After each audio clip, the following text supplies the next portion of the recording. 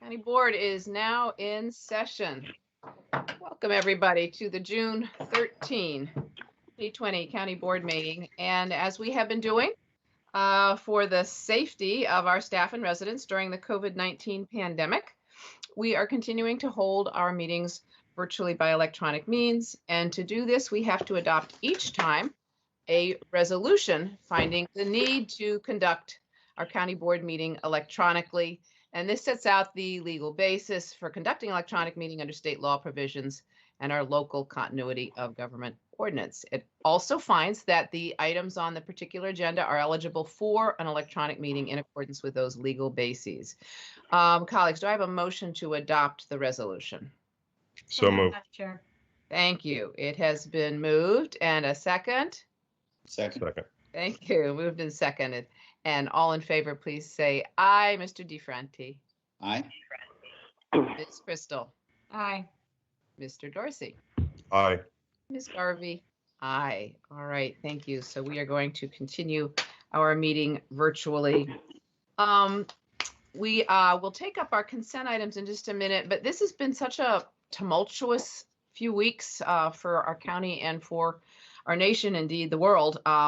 I wanted to just make a few remarks before we start, because we have all heard the public outcry, and we really share the anger that everybody has and the pain around the murder, or the brutal murder of George Floyd by Minneapolis police. And this is renewed calls for long overdue racial justice in this country like never before. And we really do understand the desire of everyone to be sure that the policies and the procedures we have in place here in Arlington, as well as the culture of our police force, make it possible for such a murder to not happen here ever. The board really appreciates all of the letters and the calls we've received related to racial justice and inequity. And we really appreciate all the ideas about police reforms that we've been hearing. And we're pleased to hear from so many people who are engaging with our local government officials, some of them for the first time. And we know that much more discussion is needed, and we do want to hear from you. Therefore, we are planning a community public forum within the next 2 weeks, as soon as we can manage to pull it all together, to allow people to come together and share everybody's thoughts and concerns and suggestions about our policing policies. And this will just be the start of an important community discussion that we will have as we review our policing in Arlington. We really believe that our policies are good. And we believe that we still need to help ensure that everyone feels safe and protected by our police. We're proud of our police force, and we believe that our police are professional and caring. But we do know that it's important to reassure our community about this and that we can do better on that. So as part of that whole action, as I say, we will be having this public forum on Tuesday. Our manager, Mr. Schwartz, will be presenting his proposal to have body-worn cameras for our police and all of the associated systems operational for both police and sheriff's deputies by January 2021. So that brings me to our public comment on non-agenda items today, which is how we start our meetings. So this public comment on non-agenda items is an opportunity to allow people to bring to our attention issues that are not on our agenda, but which people want us to be aware of.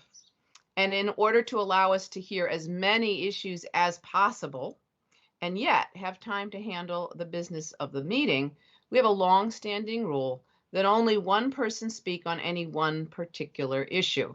So we appreciate the many people who have signed up to speak this morning, but we want to note that many are signed up to speak on the same topic. So therefore, we will hear the first person who signed up on the topic, but we will skip over the others who signed up on the same topic and ask everyone to please communicate with us in one of the many other ways we have, which is Open Door Monday. There's always a board member there ready to listen the Monday of the week, the Monday of the week for the first 4 weeks. You can communicate to us by email. You can come and speak at our public forum that we will schedule very soon, or of course at our next public comment if you would like. So with that, I think we will go ahead and get started on our public comment. And I think I've got a few words on how we do that. Do I have any other comments someone would like to make? Every now and then I hear a little background noise. We're good? Okay. So a little bit on how public comment works. So while you're waiting to speak, please keep your phones and devices muted until you're called. The moderator can mute you, but cannot unmute you. So if you're calling in by phone, remember to press *6 to unmute. If you're using a computer browser or you're in an app, please click the microphone button on the toolbar. Just remember to unmute yourself because we can't do that. Board members will only be able to hear you. And please do, if you're watching on a computer and talking on the phone or something like that, please turn off any other sound on the devices around you, and just listen to the meeting only through the one you're going to be speaking on. Otherwise, you'll get feedback, and sometimes there's a lag in the time, which we have issues with ourselves sometimes. Public comment speakers are allotted 2 minutes to speak, I believe, and please listen for the beep to indicate that your speaking time has expired. After speaking, bless you, Ms. Crystal. After speaking, you may exit the call and continue to participate in the meeting via the live stream online or cable channels Comcast 25, 185, or Verizon Fios 39 and 40. Pardon the helicopter in the background. A Spanish language interpreter, I believe, is on the line for the public comment period portion of the meeting only if anyone needs help with interpreting their remarks. Is our interpreter here to introduce herself? Yes, I'm here. Thank you. Please introduce yourself. Good morning, yourself. everyone. Thanks. Good morning, everyone. My name is Laura. I'm going to be your Spanish interpreter this morning. Buenos días a todos. Mi nombre es Laura. Seré la intérprete de español en esta mañana para ustedes. Thanks. Gracias. Thank you.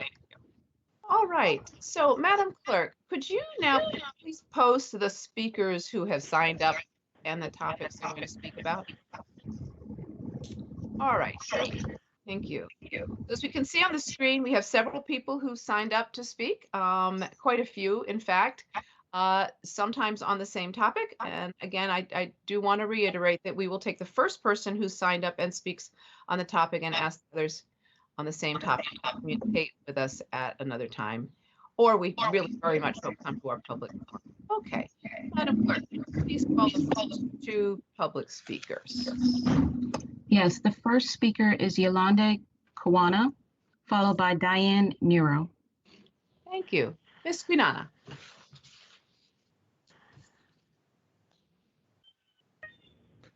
Hi, can you hear me? I can. Thank you. We can. Go ahead. Awesome. Thank you so much. So on behalf of Arlington for Justice, we want to share our concerns about the role of the Arlington County Police Department with Arlington residents. We urge you to adopt the recommendations that we had outlined in the letter we sent you last night. We understand that Arlington Police Chief Farr will be retiring from his position at the end of 2020, and we urge you to conduct a nationwide search with an emphasis on finding a police chief who is committed to justice system transformation, eliminating bias, and implementing new methods of policing. Until a thorough investigation can be done on the effects of the school resource officers, we call for them to be removed from middle and high schools immediately. We urge you to invest in community over law enforcement by reallocating resources to healthcare services, pre-arrest diversion programs, mental health services, and alternatives to calling the police. To expand oversight of our police force, we ask that you create a community review oversight board with subpoena power and a community complaints office. To expand best practices and reduce disparities, we also ask that you ensure that dash cameras are installed and properly functioning in all police vehicles, and that police vehicles are not utilized when the camera is not properly functioning. Arlington County police officers need to be wearing body cameras at all times and establish effective policies governing their use, as well as penalties for individual officers who turn off their camera.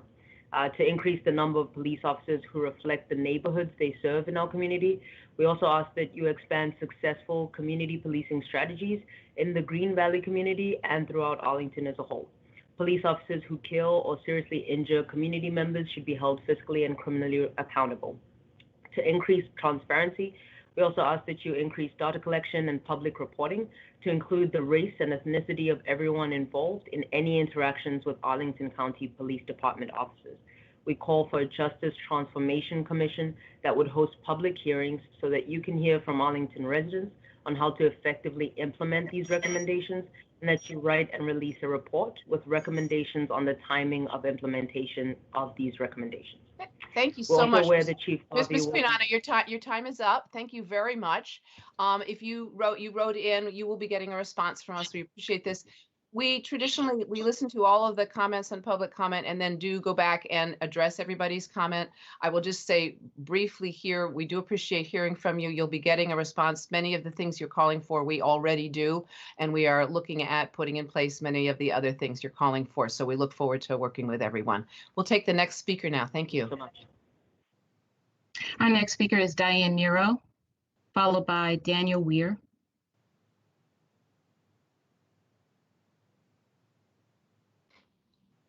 Ms. Nero, you need to unmute yourself.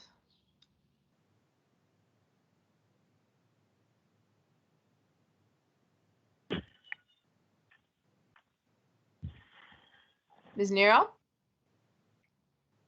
Madam Clerk, maybe we go on to Daniel Weir and we can circle back and see if she comes back. Yes, Daniel Weir. Daniel Weir. Good morning, members of the County Board. I want to share an anecdote and some perspectives, although I suppose that much of what I'm about to say might be directed mostly to the Chair, Ms. Crystal, and Mr. DeFerranti. I grew up trusting the police. They seem polite, always available. I grew up with a privilege that I didn't realize that I had, just to know that I could ask an officer for help or directions.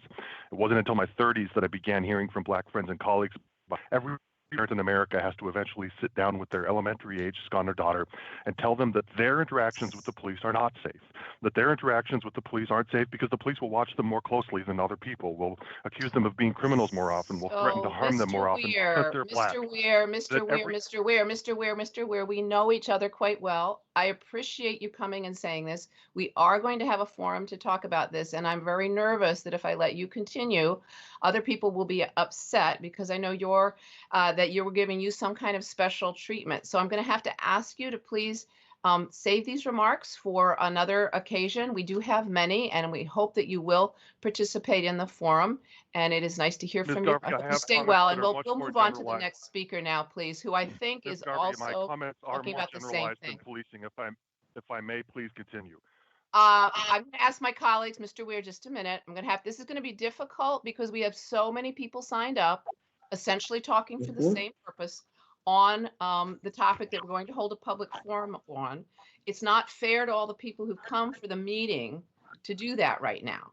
As I say, if I allow you to speak on this and everybody else, we've already heard from Ms. Quinana. We've been hearing from a lot of people. We're going to have other occasions. Colleagues, my sense is that we need to move on, but I absolutely will go with what the board would like to do. Madam Chair, if I may. Yes, please. Mr. Weir has noted that he wants to speak about anti-racism in zoning and policing. I think it would be appropriate at this time to encourage him to move to his remarks on zoning as a way to keep within the spirit of what we'd like public comment to be. That is very helpful, Mr. Dorsey. Thank you. Mr. Weir, would you like to continue talking about zoning, please? I would, please. So I guess what I want to say is that the underlying problem isn't the bad apples. It isn't even specific to policing. It is the police power generally. It's that the systemic inequities that permeate every aspect of our society, from zoning to policing, spread like mycelium into every single decision that any government can make. That any institution that doesn't actively or explicitly resist these things will eventually adopt policies that are shaped by them. That we need to rethink how we approach every decision that we make. That you, our staff, the Planning Commission on which I serve, the Chief of Police, that every public entity must be required to take anti-racism training and to memorialize the racial impact of every single official action. You know, we need to aggressively and institutionally ask ourselves whether each and every use of the police power ameliorates or reinforces entire communities' truths that the police power is a source of danger. Madam Chair, every day institutional Arlington is shaping the contours of this capital T talk, right? The talk that the police are a source of danger to people who aren't Black, or that for people who look like me, right? It's the birds and the bees, and this fundamental discrepancy between what is the talk that we have, and institutional Arlington is either making Black parents decide that it will be easier to have that talk in Arlington or harder. Thank you for allowing me. Thank you, Mr. Weir. So we understand and appreciate the comments about systemic racism and realize that's an issue. We will be talking about that as well. So I am, colleagues, if you see a lot of the topics coming up are still the same topic, how would you all like to approach this? Again, I'm inclined to put this off until we actually have a forum on this, or we can turn this into the forum and be here for a while. So any thoughts that you've got for me right now would be helpful, because I'm just the chair and would like to get us on to our meeting. Madam Chair, so just as a suggestion, Mr. Huffman wants to bring up the Lafayette Park incident. I think those remarks would fit within the context, but larger remarks would not. And then other people who were, I think we just have to take it on a case-by-case basis. I would be loath to deprive someone who has something new to contribute to the conversation from not being able to do that today. All right, that's fine. I have a feeling we'll be listening to everybody, and that's just fine too. All right, we'll see where we get. Can I just add a thought? Yes, Ms. Crispo. I just wanted to ask, perhaps, for the partnership of the speakers signed up in this. I don't think this is, should just be the decision of the board. We're asking for your partnership in helping this meeting move forward so that the people whose items are on the agenda today can get that fair hearing, so that we can give this incredibly important issue, which, as the speaker just said, permeates everything we do, its own appropriate hearing where people can engage with one another as well as the board and get better answers. I understand that there are going to be some residents who would like to push back against that policy or that request, but I think this is not just a matter for the board. And so I think we should be asking the folks who are signed up to please just reflect about whether the upcoming forum could be a better way to share the thoughts that you've come to share this morning. Thank you, Ms. Crystal. Madam Clerk, we'll take the next speaker. I'm sorry, Madam Chair, if you could give me one moment. Yep, that's okay. Yeah, my own screen froze up at one point. I think we're having a few issues with the technology. Thank you. Okay, if we could try to go back to Diane Nero. Is Ms. Nero on the line?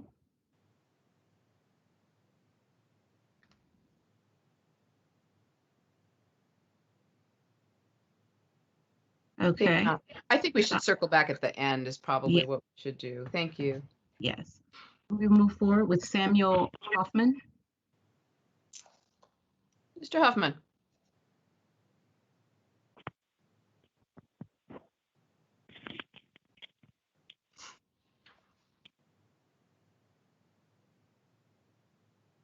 Mr. Huffman.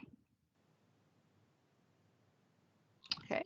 Okay, we will move forward. Some people may have taken Ms. Crystal's comments to heart, which we really do appreciate, and we do hope we will be hearing from everybody when we have our forum, and actually many forums to be dealing with these issues. Thank you.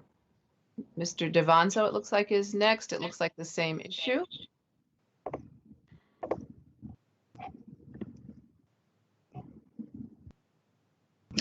Okay, we will move forward with Austin Hall. Hello, can you hear me all right? Yes, we can. Hello. Hello. Cool. Morning. So I'll be quick. Thank you. To respect that, but I do think it deserves some attention. Your response to my email on this touted a specific policy that is itself the problem. The CIT program, which gives training to law enforcement on how to handle mental health crises. We shouldn't be using police for a health crisis. We wouldn't send them if they were having a heart attack. Why are we sending them for someone in mental duress? They have law enforcement tools. They are trained from day one to enforce laws with guns, tasers, handcuffs, batons. Like, they're not trained for that. And to tout that as a good thing was very, very concerning for me. That is exactly where we should be looking to cut the police budget and invest in other ways to help the community. Thank you. Thank you, Mr. Hall. And I think, colleagues, if it's all right, I think I'll respond right now briefly, and we will be talking more about these issues. Our police are trained in crisis intervention, which is handling people. I think I mentioned that. They de-escalate it. There are cases where people in mental health crisis are extremely violent and dangerous. And we probably will be looking at different ways of handling it. I know it's one of the most difficult cases our police deal with. But it is something that on occasion is extremely, extremely difficult. So we will go on. I don't want to get this to be a debate back and forth, and we will have time for that. We will, Mr. Hall. So little time. Just one other point. Like, their presence is an escalation, and that's the issue. Their presence to a person in a mental health crisis is escalating. Thank you. I appreciate that. I know the uniforms can be frightening. Absolutely. We will be looking into it. Thank you. Next speaker, please. Our next speaker is Allison O'Connell, followed by Eric Berkey, followed by Alan Gajahar.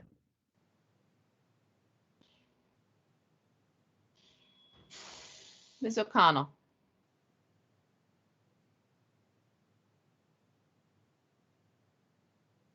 Okay, Ms. O'Connell, if you're there, if you can remember to unmute your line by pressing *6 or the microphone button on the app.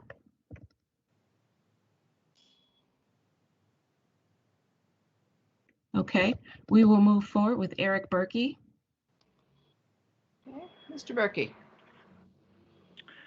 Good morning. I'm Eric Berkey, a resident of Douglas Park and the chair of the Citizens Advisory Commission on Housing. This week, 25 advisory group chairs sent a letter to the county board and county manager about virtual public advisory group meetings. The county's decision to disallow nearly all of these groups from meeting for the foreseeable future risks our core democratic values of citizen oversight of and transparency in government operations. Advisory group meetings have played a vital role in Arlington County's past successes and should resume as soon as possible. The failure to swiftly reopen public meetings sends a troubling message to the community. Now, the community has been told that even holding a few virtual public meetings is not feasible and should not be pursued. We ask the county board to stand up for our democratic values and challenge this assumption. We ask the county, first, Virginia's legal requirements for public meetings don't require the onerous standards imposed by the county manager. Second, Arlington Public Schools has figured out virtual meetings, and so has the county. It has continues to hold virtual meetings for the public to attend, in addition to those weekly Friday town halls. For example, it will hold a housing town hall on June 23rd, and yet the Housing Commission was not allowed to meet in June. The community is looking to you to lead us through this difficult time, and we do appreciate your leadership over these last several very difficult months. But leadership requires not just telling the community what you think we need to know, but listening to us and working with us. We ask that the county work with the advisory group chairs and the community to develop a more reasonable plan to reopen public advisory group meetings as soon as possible. Thank you. Thank you, Mr. Berkey. Okay, Madam Chair, before we move on, I just want to make an announcement for those waiting to speak. If you are having a hard time seeing the speakers list, if you want to follow us online at arlingtonva.us, click the banner at the top, or tune into your local Comcast cable channels. You will be able to see the list and the timer. In the meantime, we will try to get that information to you on the other in the Teams meeting. Okay, our next speaker is Alan Gajahar, followed by Chuck Claymeyer.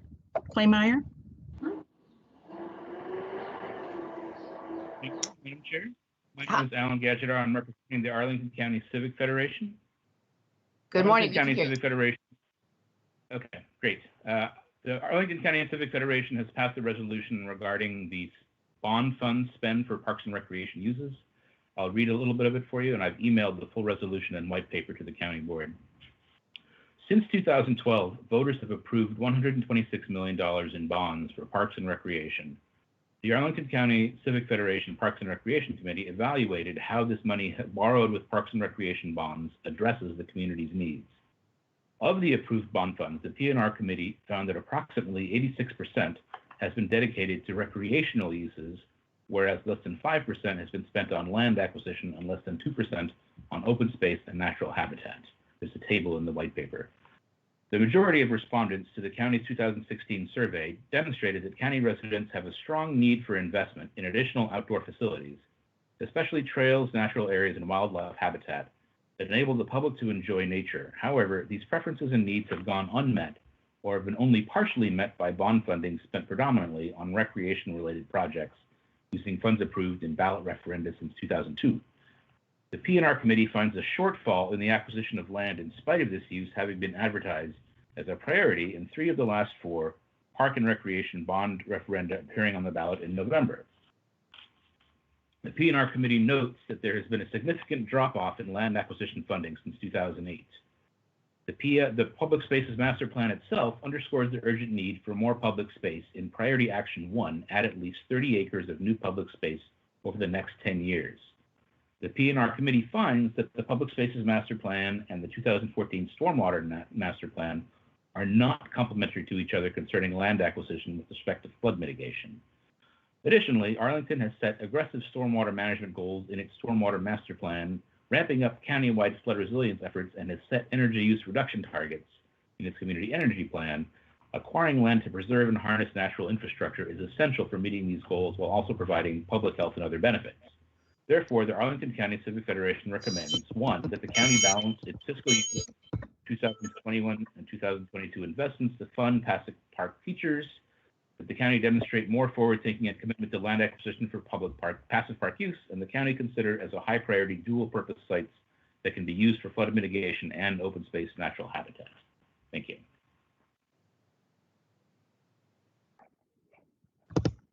Okay, thank you.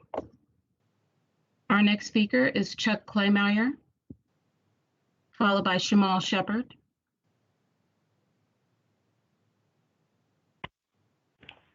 I represent a group of 18 asking that you change the name of the Lee Community Center and Park, plus its associated programs, the Lee Senior Center, the Lee Arts Center, and the Lee Center Cooperative Playgroup.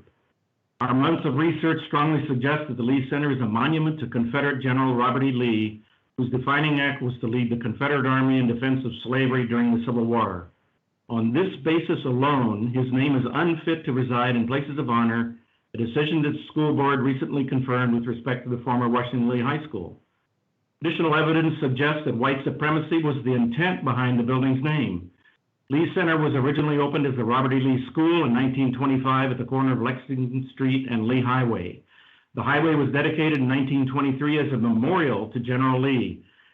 During the 1920s, Southern whites established myriad Confederate monuments to reassert white supremacy and intimidate African Americans. The naming of the school and Lee Highway were consistent with this movement in timing and intent. The school was formally inaugurated in 1926 at a ceremony attended by a large delegation of the Ku Klux Klan terrorist organization, whose members presented a flag and a Bible to school officials. The keynote speaker was the local segregationist member of Congress who urged students to follow the examples of Lee's life. At some point, control of the school building and its grounds passed to the county board, and its current name is derived from the Robert E. Lee School. That name can still be read today above its front door.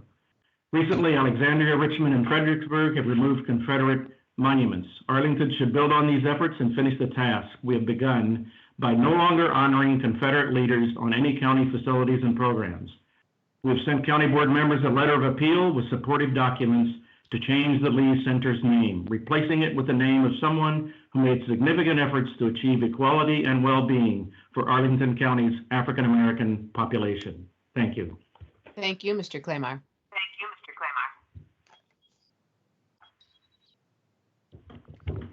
Next speaker. Okay, our next speaker, excuse me one moment, is Shamal Shepard, followed by Virginia Diamond.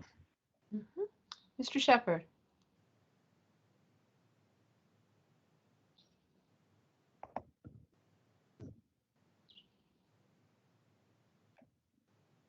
Okay.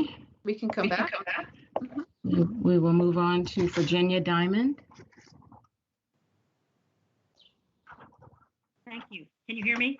We can. Good morning, Ms. Diamond. Good morning. I want to yield my time to Erica Yalowitz. I'm here with a group of county employees who wish to speak to the issue of our frontline workers in terms of both funding and also protection, and Erica would be the spokesperson for that group. Is Erica signed up?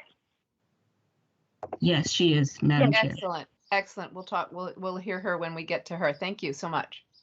Okay. Okay, so our next speaker is Dana Breeze, but we have heard about advisory groups meeting. Do you want to hear from Ms. Breeze on a different viewpoint? Mm-hmm. Okay. Madam Chair. Yes, I'm Would you like trying to decide if it's a little bit different. I believe that it is. Okay. I think so. Ms. Breeze? Yeah, hi. I've been an Arlington resident since '92 and serve as a member of the Bicycle Advisory Committee. I'm speaking today not for the Bicycle Advisory Committee, but a resident. I've been frustrated with Arlington's interaction in changing the allocation of public spaces to provide appropriate distancing for bicycling and walking. Rather than engaging on the topic, Arlington's leaders and staff offered excuses for why roadway initiatives couldn't work in Arlington, although they're being successfully implemented in communities large and small across America. The National Association of City Transportation Officials suggested communities might, in the pandemic, build pop-up bike lanes, adjust signal timing to slow vehicle speeds, close or limit traffic on selected streets for social distancing, and temporarily expand pedestrian facilities. It seems that Arlington selected a none of the above strategy, citing public safety, the lack of resources, difficulty with enforcement, with little apparent analysis or engagement. While the engagement of the advisory groups that the county has sponsored might not have changed that, the public would have had a greater opportunity to provide input. We're seeing here that this virtual process is not working quite as well as anyone would hope. Normally, I'd bring my concerns to the Bicycle Advisory Committee. However, the BAC has been told that we won't meet again until the fall. I'm concerned that the engagement strategies embraced by Arlington during COVID are leading to the exclusion of the inputs from the local residents and advocates in Arlington's decision processes. Arlington regularly celebrates the Arlington Way as the gold standard for collaborative engagement between public staff and political leaders. That seems to have collapsed during the pandemic, with little input from the public and few priorities from appointed and elected leaders. Please make restarting the engagement process a priority and listen to those you've asked us to provide advice in response to the charters from the board or the county manager. And please allocate more space to supporting bicycling and walking with appropriate distancing. Thank you. Thank you, Mr. Breeze. Okay, our next speaker is Melissa Thierry, followed by Douglas Harwood, I believe. I believe Adam Ganest, we have covered those topics. Melissa, Ms. Thierry?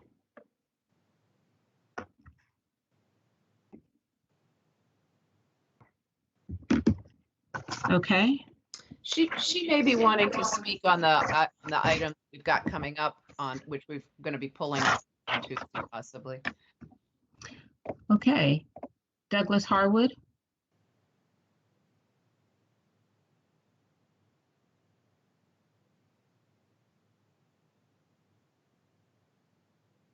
Okay, Madam Chair, I believe that Wells Harrell has a specific point about this topic. Would you like to continue? Sure. Mr. Wells? Mr. Harrell? Thank you. Can you hear me okay? Yes, we can. Wonderful.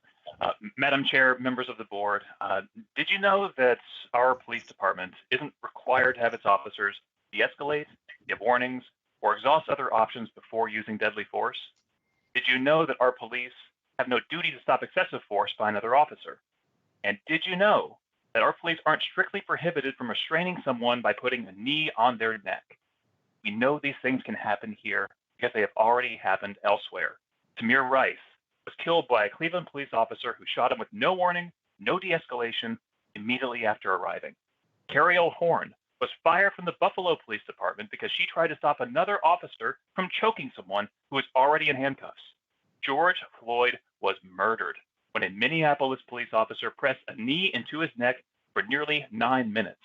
My message to the board is this: We cannot tell ourselves that it can't happen here as long as the rules say it can.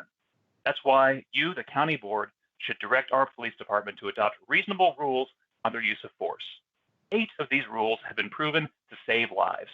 Don't restrain people's necks. De-escalate. Warn before shooting. Don't shoot except as a last resort. Intervene to stop excessive force. Don't shoot at moving cars. Follow a use of force continuum. Report any force that's excessive. These 8 can't wait. Now, to their credit, our police have a reporting policy. And Madam Chair, as you noted, they're trained on tactics like crisis intervention and de-escalation. But it's not enough to train officers on what they should do. They need rules on what they must do. And right now, the rules, as they're written, allow too much force too often.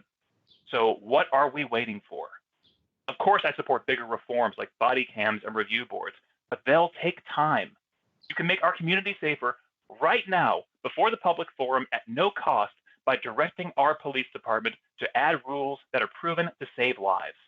Cities across the country are adopting them. It's time we did too. 8 can't wait.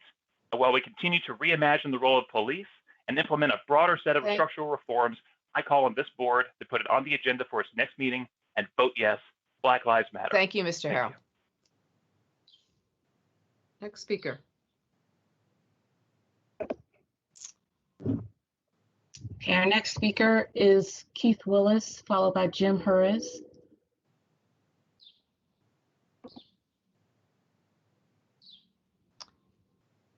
Okay. He may be, Mr. Willis, are you there? He may be wanting to yield to Erica as well. I think it's the same subject. I believe so.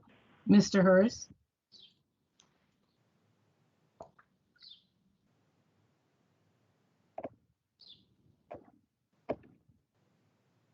Mr. Hurris, are you there? Okay, we will move on to we can get back. Yep. Eric Yalowitz. Ms. Yalowitz.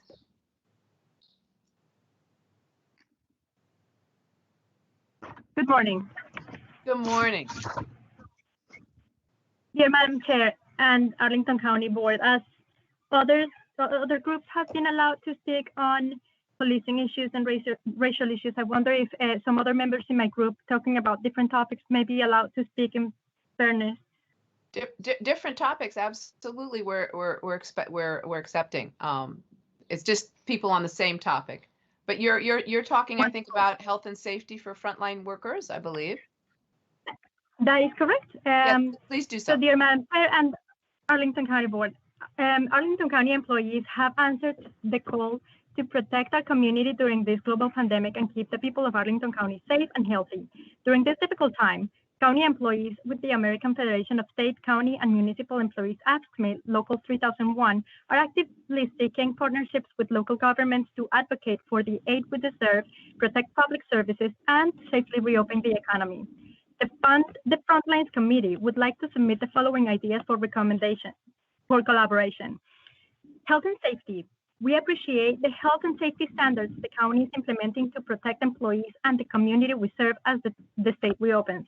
There is a lot to consider as we return to the work site, and these considerations include protecting employees and community from exposure at the workplace, creating a rotating schedule, allowing half the staff to telework for social distancing while maintaining our community vital services, adding protective glass or plastic shield barriers to minimize the risk of exposure for service professionals, employees with service counters, or offices where members of the public engage with employees directly, essential employees, and the Department of Environmental Services operating with a phased reopening, restoring the 5 days on, 5 days off work schedule, making sure the equipment is properly sanitized, restoring hazard pay, and establishing a metric based on the risk of exposure, providing adequate PPE, facilitating on-site testing, and providing a clear and consistent process for employees to be notified about potential exposure. Proper funding with no cuts to essential services, and that for that the committee is respectfully asking the board, honor your promise to protect our jobs without laying off, suspending, or furloughing employees. Ms. Yalowitz, your time has elapsed. Thank you, Ms. Yalowitz. Next speaker. Okay. I believe that our next speakers are speaking on topics that have been discussed. I think with the specific commissions, I think they may want to say something specific about a commission. And I think, colleagues, if you don't disagree, I'm thinking we should take what do you think, Ms. Crystal? Not so much? I think it's pretty important that we hold the same standard for everyone. Okay, that's fine. So I think the standard that you've articulated is a good one. If someone has something new that has not already been called for, then you're welcome to share it. But if they are making the same point that someone who came before them did, we ask for their cooperation. All righty. So we will call Aaron Frias Smith.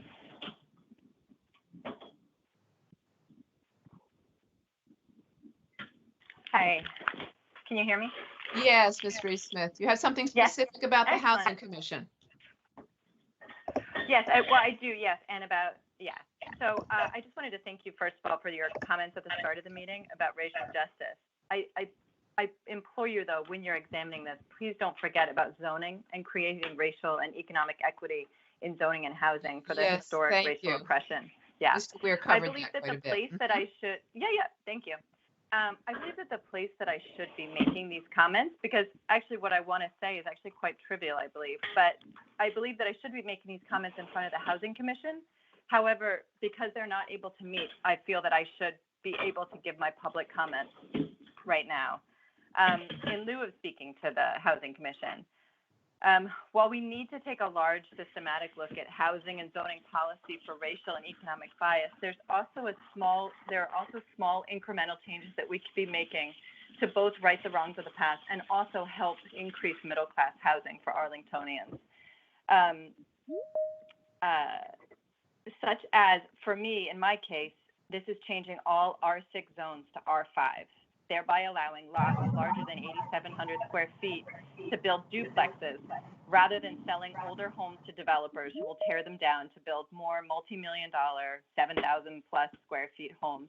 This would allow my family to stay in Arlington without going into massive and increasingly risky debt. But my larger comment is that we need to continue to attempt to make progress on zoning. Instead of waiting for sweeping changes, begin the process by evaluating these small incremental improvements. And I would like to know what my forum is for bringing small things like this to you in this time. Thank you. We will address all the comments at the end. Appreciate it. Thank you. Next speaker. Our next speaker is Carol Skelly, followed by Alice Hogan. If you have different topics. Ms. Skelly? Yes, can you hear me? We can, Ms. Skelly. Okay, thank you. Madam Chair and board members, I'm speaking to ask you to relax requirements so that the Community Services Board can resume its meetings in a virtual format. The CSB is a county advisory commission, but it also has state mandated responsibilities to review and make recommendations covering programs for mental health, substance use disorder, and developmental disability. The CSB is an 18-member board. It does much of its work in disability area subcommittees and in the executive committee. The subcommittees provide an avenue for client feedback, which is a key statutory requirement. None of the CSB's committees has met for the past 6 months. I mean, it's always awkward to speak during the public comment period. All right. We seem to have somebody's got their microphone on that shouldn't, and I think we've maybe lost Miss Skelly. No, I'm here. Okay, I just thank was you. distracted. Yeah, we all were. Okay. I'm sorry. Go ahead. We'll give you a little extra time. Yeah. Go ahead. So we have had no meetings for 3 months, and during this blackout period, county staff have been working extremely hard to meet the challenges of the COVID crisis. Priorities have shifted, programs have been adapted, and funding has been reallocated. We commend the county staff for this incredible effort, but the citizens have been left behind, and the client feedback loop has been temporarily lost. As you know, CSB clients are among the most vulnerable Arlington residents. Changes in CSB programs can have major impacts on their lives. So we feel that now more than ever, it is important to bring back CSB meetings. The The CSB has requested a virtual town hall meeting, but approval has been delayed. If we cannot meet soon, I'm asking you to support a public online exchange of information between staff and CSB committees. This could be done immediately and would enable our members to catch up before meetings begin. I'm also asking you to review Department of Human Services staffing resources to determine if they are sufficient for us to emerge from crisis mode and begin to plan for the new normal. Thank you. Thank you, Ms. Kelly. All right, next speaker. I have Ms. Alice Hogan. It's a different topic. Karishma Mehta, followed by Karishma Mehta. Mm-hmm. Ms. Hogan? Good morning. Yeah, good morning. Yeah. You have something different. First, I wanted to say that I don't think I'm the only one because I noticed it in the chat, but it seems that some folks on the Teams web browser are not getting video feed. Okay. So I'm not sure what it's about, but just so you know. Thank and, you. Yeah, no, we're all still kind of working on housing. it. Okay. I'm speaking on housing because obviously the COVID crisis has major implications for housing and housing funding. And of course, this racial justice movement that we're witnessing has so many roots in housing policy. And I feel that we need to be discussing housing in the public forum ASAP. We haven't met since March. If we don't meet in July, that'll be 6 months of no housing commission meeting. And funds are being reallocated to AHIF. There's no fund now. Major changes, and I think the community deserves to know what's going on with housing in light of our two public health and social justice crises that we're under. So that's what I had to say, and I want to thank each of you for your amazing leadership in this time, and also the Arlington staff that I know is working overtime. We feel well cared for and well led, and we really need to bring in that community piece now. And that's Thank you. That's Thank my you. comments. Thank you, Ms. Hogan. Mr. Mehta?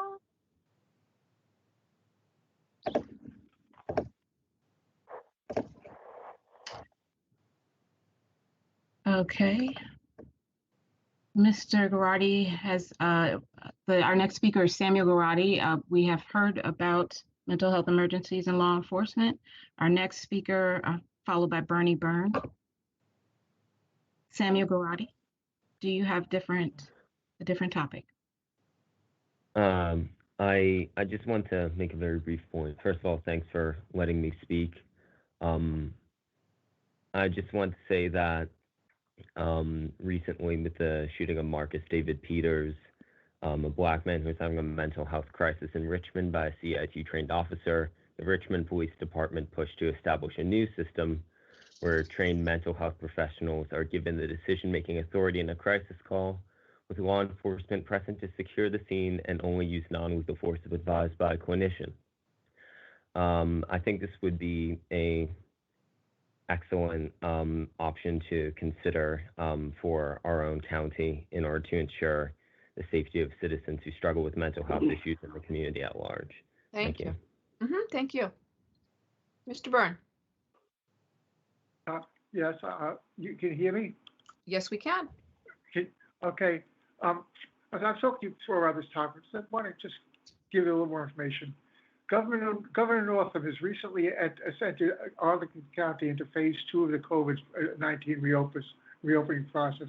He's done this even though Arlington County does not yet have a sufficient number of coronavirus testing kits to perform random sampling on large enough numbers of residents to estimate the actual per person incidence of coronavirus cases. Further, Arlington still has not established a sufficient case contact training program that is sufficient to adequately control the spread of the coronavirus if a second peak occurs. Arlington is entering into phase 2, combined with the recent mass demonstrations in Arlington County, DC, and other neighborhood jurisdictions, make it likely that a second peak is likely. As I've previously informed you, the first sentence in paragraph C of the section of the code of the Virginia Code authorizes Arlington County to issue orders that manage emergencies that are exempt from the governor's supervision control. The first part of that sentence states, and I sent you a copy of this, whenever an emergency has been declared, the director of emergency management of each political subdivision, etc., if so authorized by the government body, may contribute, control, restrict, allocate, or relocate the use, regulate the use, sale, production, and distribution of foods, fuel, etc. Nothing in that section or any other section of the code places these county actions under the supervision or control of the governor. However, based on previous statements, neither the county manager nor the county attorney recognizes this. The county attorney has cited a different section of the code, section number 19. County manager stated in a recent town hall meeting that only the government can issue these emergency orders.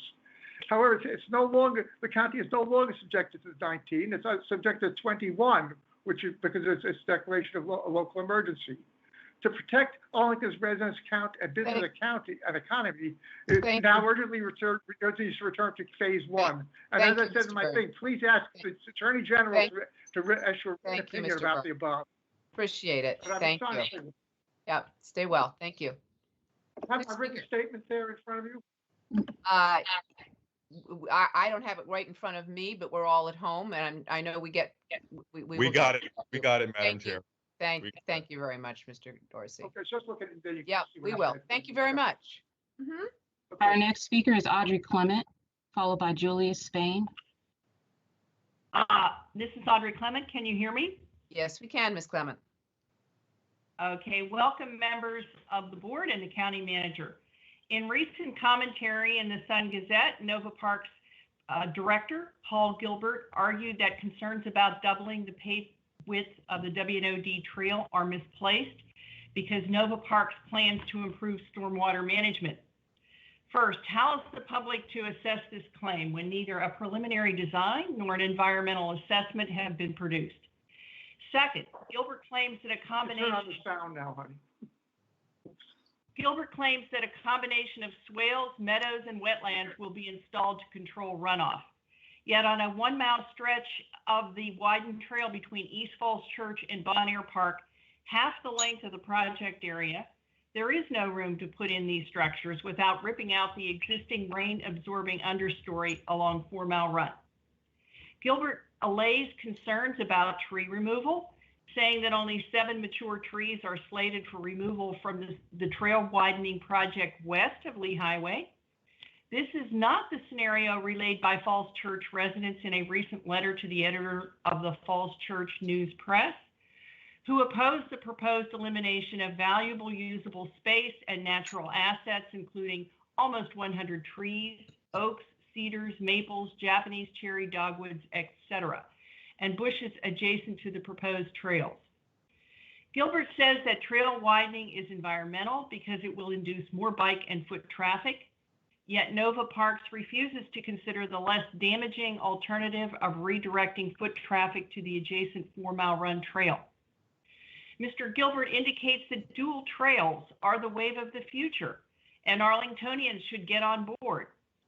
I'm all for dual trails, namely an existing paved trail on either side of 4 Mile Run. I also insist on a full environmental assessment, including an alternatives analysis for WNOD trail improvements. Thank you, Ms. Clement. Thank you very much. Next speaker. Our next speaker is Julius Spain. Mr. Spain, you have a petition for us. Madam Chair. Cannot hear you very well, Mr. Spain. Can you hear me now? That's much better. Early morning. Again, good morning, Madam Chair, members of the board. Some of the topics that I want to talk about on behalf of the Arlington branch of the NAACP have already been addressed, and it's good to hear that you're planning on having a public forum. So with that said, I just want to just take a little bit of your time and just remind everyone and you guys where the NAACP is at. You know, the NAACP, we advocate for a smarter, results-based criminal justice system and policies to keep our community safe. But we all know that disproportionate incarceration, racially motivated policing strategies, and racially biased discriminatory mandatory minimum sentencing still occurs. So I think this is not just about body cams and the incident that transpired with Mr. George Floyd. Citizens review boards, looking at recertification, decertification programs. There's a whole litany of issues that we're going to need to address. And again, I'm glad to hear that we're going to have a public forum. We also want to thank you and the members of the board for having conversations over the past 10 days with our branch, and we look forward to continued dialogue as we address these systemic issues that are plaguing our system. So with that, I just want to come on. I know we don't have much time today, but thank you, and we look forward to, again, continued working relationship as we erase and eradicate some of these things in our system that is just bothering us.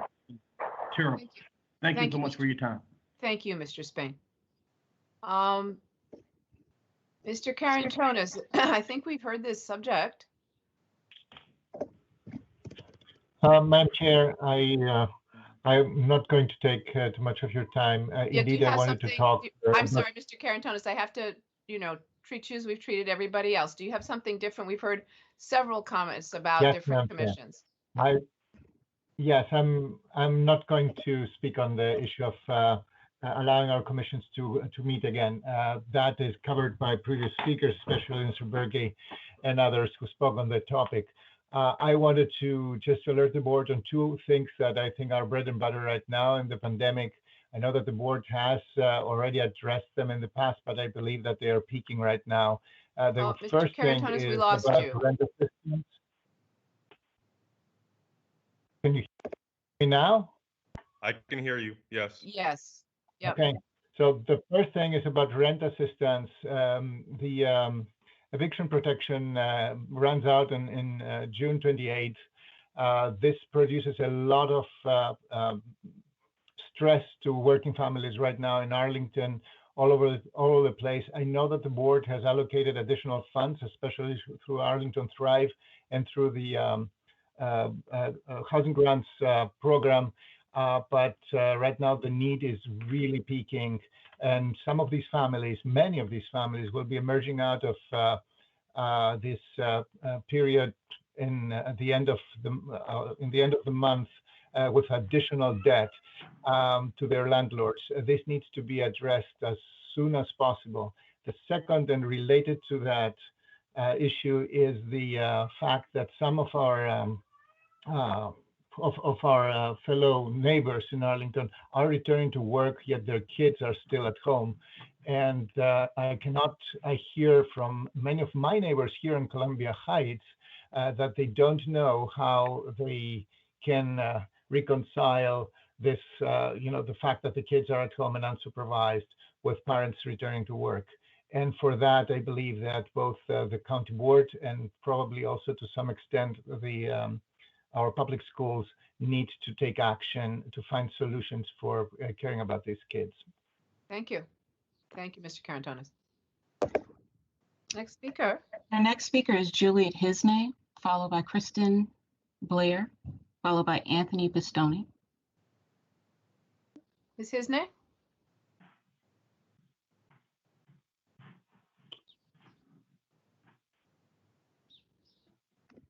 Ms. Hisney, can you unmute your line?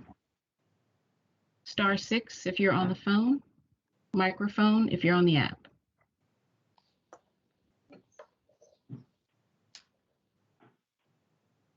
Okay. Ms. Hisney, I see you there. Can you unmute? Can you hear us? Okay, I think she's having some technical Yeah, why don't we go on difficulties. and we'll Move on. circle back to the people who are having issues. Yeah. Okay, Kristen Blair.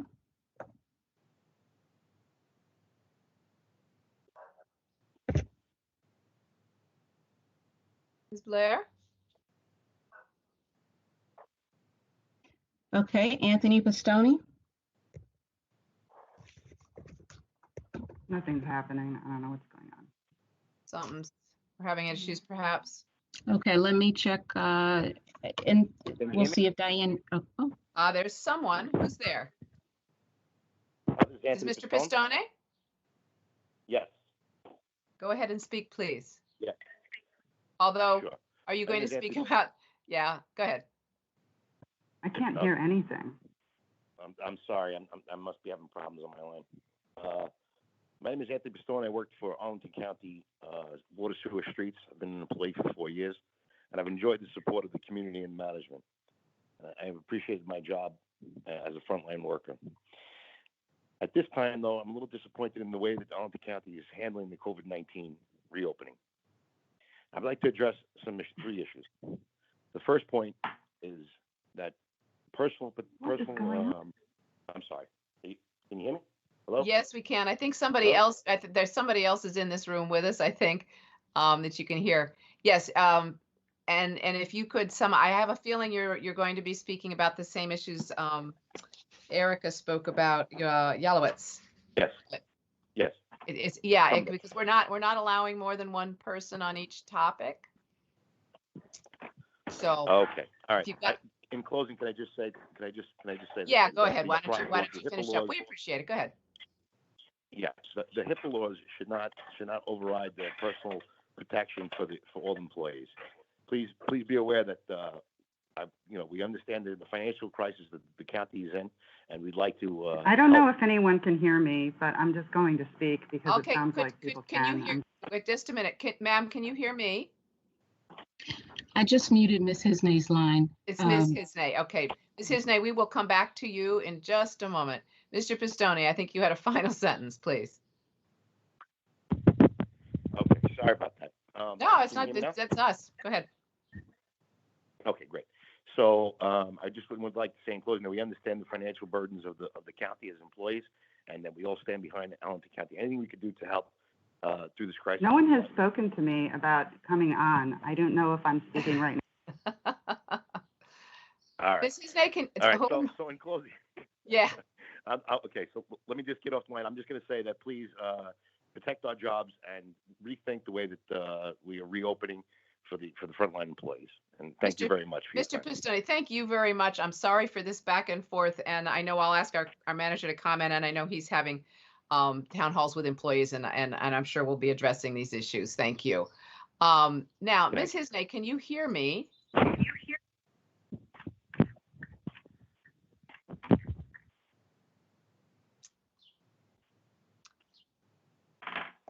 Madam Clerk, how are we doing here? Give me 1 second. Ms. Hisney, we see that you're unmuted. Can you hear us?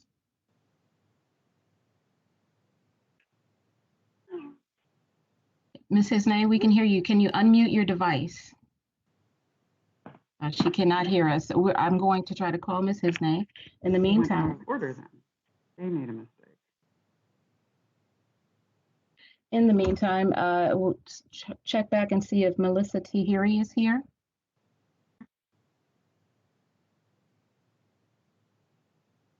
Or Diane Nero. Hello, this is Juliet Hisney. Thank you, Madam Speaker. Juliet. And thank you. Oh, you made it. Yes. I am here to talk about the contracts that the county has with federal agencies. It's very disturbing to me. I've been here multiple times, multiple occasions to speak to you about your responsibility and your oversight obligations as our elected officials in Arlington County, and your responsibility to ensure that human rights violations and civil rights violations are not being, exercised against not only Arlington residents, but other people over whom we can assert control, whether they may be incarcerated or otherwise having any kind of interaction with federal agencies. We cannot trust right now that all federal agencies are going to be benign. And what that means is that you have an obligation to review all of your contracts and figure out what's going on. This is not okay, what is happening. It is not okay for you to be washing your hands of the contracts that you have entered into and give no consideration to how that impacts other people. And I'll just say that this is a broader issue. You know about the 10 years of immigration detention of youth in Arlington County for money, okay? And we need to align our values of what we do financially in the county with what we say we think we believe in. Thank you. Thank you, Ms. Hisney. All right. Madam Clerk, should we try one more time for a few people? Perhaps Kristen Blair. Yes, I believe Kristen Blair. Pardon me, Yes. Kristen Madam Blair's Chair. here. Okay, All right. Kristen. Ms. Blair, if you're there, and then whoever else that is, obviously our technology is not working as well this morning. Why don't we go ahead with Ms. Blair, if that's you, and then we'll see who else is here that needs to speak. Ms. Blair, is that you? Yes, I'm here. Thank you. Good morning. Please go ahead. Good morning. Good morning. I'm here to call for you guys to support the recommendations for a safe and healthy work environment for the employees and the community. As an expecting mother, I have great concern for the health and safety of my unborn child. It seems every day a new study comes out about how COVID can affect the fetus. That's why I'm thankful for the county's measures to protect my family from the novel coronavirus. Allowing us to telework has been very revealing in that we found that in my department, we have the ability to complete all of our functions in our department remotely as we do coming into the office. In fact, we believe we've seen higher level of productivity based on people who are committed to serving the community, going above and beyond to serve applicants for permits at all hours of the day and even into the evening hours. Higher revenue because of this higher productivity that promotes us fighting this very budget crisis. For me, I live in Prince George's County, and coworkers live all throughout D.C., Maryland, and Virginia, many of us whom use public transportation. If people are able to complete these essential functions of the job by teleworking, they should be allowed to continue to telework as long as possible while this pandemic persists. The county needs to take a special consideration to other mothers, especially those like me that are at high risk of complications in their pregnancy, people with disabilities, people who are caring for a loved one who is at high risk if exposed to COVID-19. We need the county to live up to its promise and protect our jobs to preserve vital community services.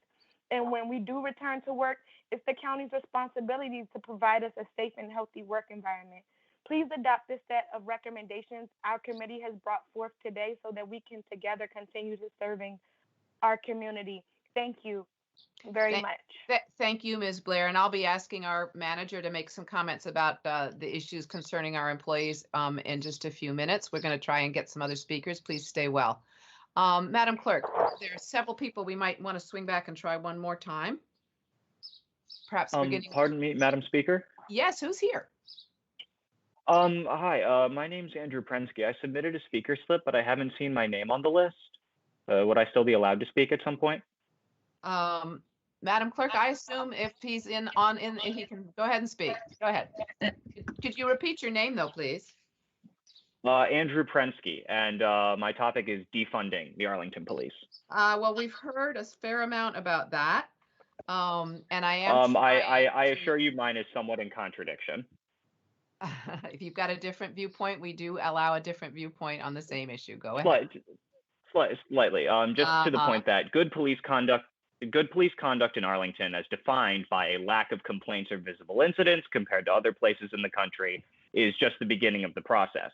Others in this meeting and elsewhere have mentioned a number of procedural reforms, such as changing protocols around use of violence, requiring body cameras, but these fixes still presuppose the use of violence. And no matter how civil, a police department is a violent instrument, and layering on additional fixes and additional money in expectation of that violence will remain an incomplete solution. So while something like adding body cameras are a sufficient short-term fix, it obfuscates long-term progress, and I ask the county board moving forward to center on reducing all contact between police officers and citizens and ask whether they will commit over the next 5 years to at least a 10% reduction in the police budget and reducing the total number of patrol officers employed by the county. And as a final point, I would just like to add that I live within a couple blocks of the courthouse and the county jail, and several times over the past weeks, walking past the jail, I have heard shouting, I have heard cries from inside the jail, and I would like to ask the county board directly, can they state at this moment that there is anyone still within the jail exposed potentially to COVID-19? Okay. Thank you, Mr. Prinsky. Okay, Madam Clerk, we'll try a few more people that we've still left. I think there was Diane Nero, Elisa O'Connell, and Jim Hers. I think those are the three. Libby, hi, this is Cynthia Hilton. I also submitted and got a link, and my name was not on the list. That's fine. Go ahead, Cynthia. Oh, okie dokie. So I am speaking on behalf of the Aquatics Committee, a joint committee of the county and school boards. We all have stories of challenges during the COVID shutdown and longing for a safe return to normal. For swimmers who use pools for exercise, health, and therapeutic reasons, the 3-month closure of the APS pools has been our challenge. Our challenge has changed to opportunity with yesterday's launch of the governor's Phase 2 reopening plan, which allows indoor pools to open. However, the 2 pages of mandatory requirements for pools in that plan have become a 50-page implementation document to ensure that patrons and staff are protected from COVID exposure, that access is fairly managed for all eligible users, that staff are requested the opportunity to host just a minute, that staff are trained on new procedures, that cost recovery restarts, and the like.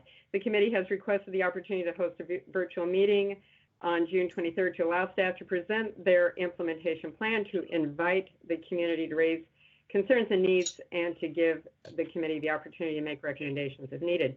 Under the school board's self-implementing policy for virtual meetings, we're able to host this meeting to inform and hear from our community, with APS providing required additional staff and technical support. However, under the county manager's virtual meeting decision tree, multiple layers of review and approval, including this board's, we don't know if permission will be granted before our June 18th deadline to give notice to the public of this meeting. To some, our request for a virtual meeting on public pool reopening during COVID may seem trivial or unwarranted, but if you are a swimmer and the only pools you have access to are APS pools, this matter is important. As you've heard me say, swimming is the only sport that could potentially save your life, and every day of delay now is a day out of the water. The committee asks you to look to the school board's example and clear the way for advisory committees to do the work they're assigned to do. Thank you. Thank you, Ms. Hilton. All right. Ms. Garvey, I was also signed up to speak, but I'm sorry, who's there? This is Charlotte Mallarich. The topic is libraries. Yes. Okay. Hi. So I work in libraries, and I wanted to speak to that and in support of the Frontline letter, which Erica read. So specifically, the way that the furlough of our so-called temporary workers has impacted my department. The COVID-19 shutdown has exposed what I think is a long-standing injustice in the way that we staff. Temporary. I worked for 5 years as a temp before I got a permanent position. Most of my temporary coworkers have also been working 4 years, have been working more than a decade, but they do not get benefits and consideration that I get, and they get a fraction of the hourly pay. Now, until COVID-19 shut down the Central Library, temps covered 120 desk hours in my department, which is the equivalent of 3 permanent full-time staff. Most of the hours they're covering are weekend and evenings, which are the hardest to fill. So there's simply no way that our department could operate without our temp staff. They are essential workers. When a patron walks up to our desk, they don't know who's temporary and who's permanent staff. We all care deeply about each other. We all care deeply about our patrons, and we all take the same trainings and share responsibilities. So I have 2 immediate requests. One is to commit to bringing back our temporary workers. We're all grappling with the fear that the temporary staff will never get back to work, and that permanent staff will expect to open these facilities with a bare bones crew. And secondly, open opportunities in other departments to temp staff right now. While the library's been closed, I've been splitting my time between the resource unit at the Highlander Motel and the DHS office team. As permanent staff like me are called back to our original work sites while things are staying safe and open, those programs, which are essential to stopping the community spread of COVID-19, are going to need more people. And our temp staff are already vetted, they're familiar with the county culture, they're flexible, they're adaptable, many are bilingual, they have technology skills, and they have the trust of community members who see them weekly in the library. One of my coworkers put it this way: we're ready and willing to serve the community, but we aren't being allowed to. So let me say that several of our temp workers have expressed gratitude to the county for the 3 months of civil leave pay that they did have. But as of June 7th, they are laid off. They're facing very hard reality. One of my coworkers just saw her premiums go from $100 a month to $700. You cannot say that Arlington County has not laid off any staff due to COVID-19 because our temporary workers are absolutely. Thank you. We'll have, as I say, I'm going to be asking the manager to make a few comments. We've heard from a number of our employees. Madam Clerk, the people who are coming in now are perhaps having signed up after 8:30. I think we don't usually take people signing up after 8:30, or has everybody spoken? Yes, we have some My registrants name is after. Martin. I submitted a comment before 8:30 this morning. Actually, I submitted a request to speak earlier last night, and I'm wondering if I could just take about 45 seconds to talk about something that's tangentially related to what we've been discussing, but definitely different. Yeah. Madam Chair, some of the, I believe that some of the people who would like to speak are talking about the topic with the workplace safety. Okay. And is that what they're signed up to speak about? I believe so. The gentleman's name who spoke, I'm not quite sure if I don't know his name, but some of the last minute speakers, are people. Are all employees. All right. How many last minute speakers do we have? 3. All right. We will make a quick check whether they're speaking about something different. How are they all signing up about COVID-19 and employees? As Mr. Pistone is the last one on the list I can see. Yes, I'm sorry. I'm looking at a different list. I have not put those on. Mr. Rodriguez would like to speak about PPE. John Harvey, employee exposure to COVID. Yep. Okay. And I believe Charlotte just spoke about libraries. All right. And we do have one more speaker, Sashi Cooper, who signed up to speak about Black Lives Matter, but I will remind you that that needs to be a different topic than what we have already heard. Okay. All right. Mr. Rodriguez, I think we've heard a little about PPE, but not really. So if he wants to specifically talk about PPE, or colleagues, I think we did hear from one of our employees about that. I'm sorry, we're not as organized as usual. I'm thinking maybe we stop the public hearing here and just circle back to folks like Mr. Hers, whom we've not heard from. Does that work for you? It sounds like everybody's coming and talking about what we've heard about already. What do you think? I'm okay with that, Madam Chair. I think it'd be helpful. Perhaps we can ask the manager either now or at the end of comments when he will next be hosting a forum with employees. I think these are excellent concerns, and I'm glad people have raised them to our attention. But I think being able to point people to the forum where they can get their questions and comments answered would also be perhaps more helpful. That is absolutely my plan, and I'm assuming Mr. Schwartz is ready for that. All right, thank you. Madam Clerk, let's just go back and check. As I say, I think there was Diane Nero, I think it's Alyssa O'Connell and Jim Hers who've not spoken. Should we make one more pass to see if they are available, and then we will go on and address some of the comments.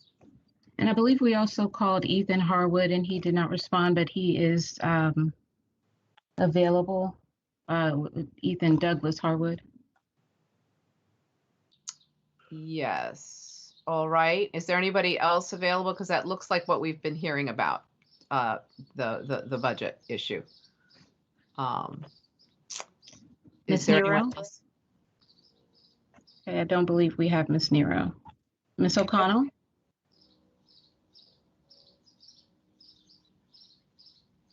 Okay, and Mr. Hers? Mr. Hers, are you there? I do, let's see, I do not see Mr. Hers. I don't see Mr. Hers. Previously to talk. All right, I hear voices in the background.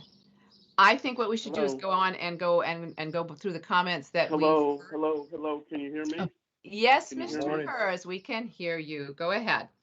Okay, great.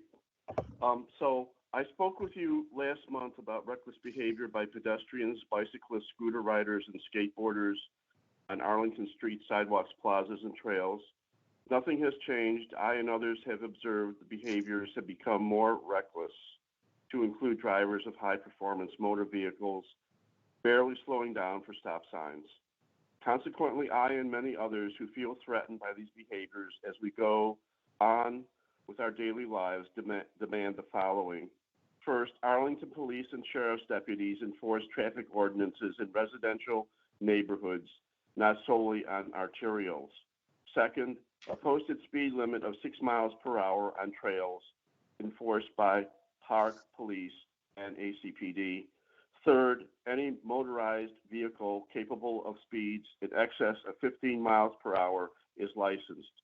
Fourth, a random bicycle patrol by Arlington Police and ACPD, Park Police and ACPD. Fifth, walk bicycles on sidewalks in congested neighborhoods, i.e. Westover Village. ACPD enforces traffic ordinances for all types of reckless behavior when reckless behavior occurs: pedestrians, bicycles, scooters, skateboards, SUVs, motorcycles. And finally, identification numbers painted on for-hire scooters and bicycles so reckless behavior can at least be reported to the rental organization. So back to you.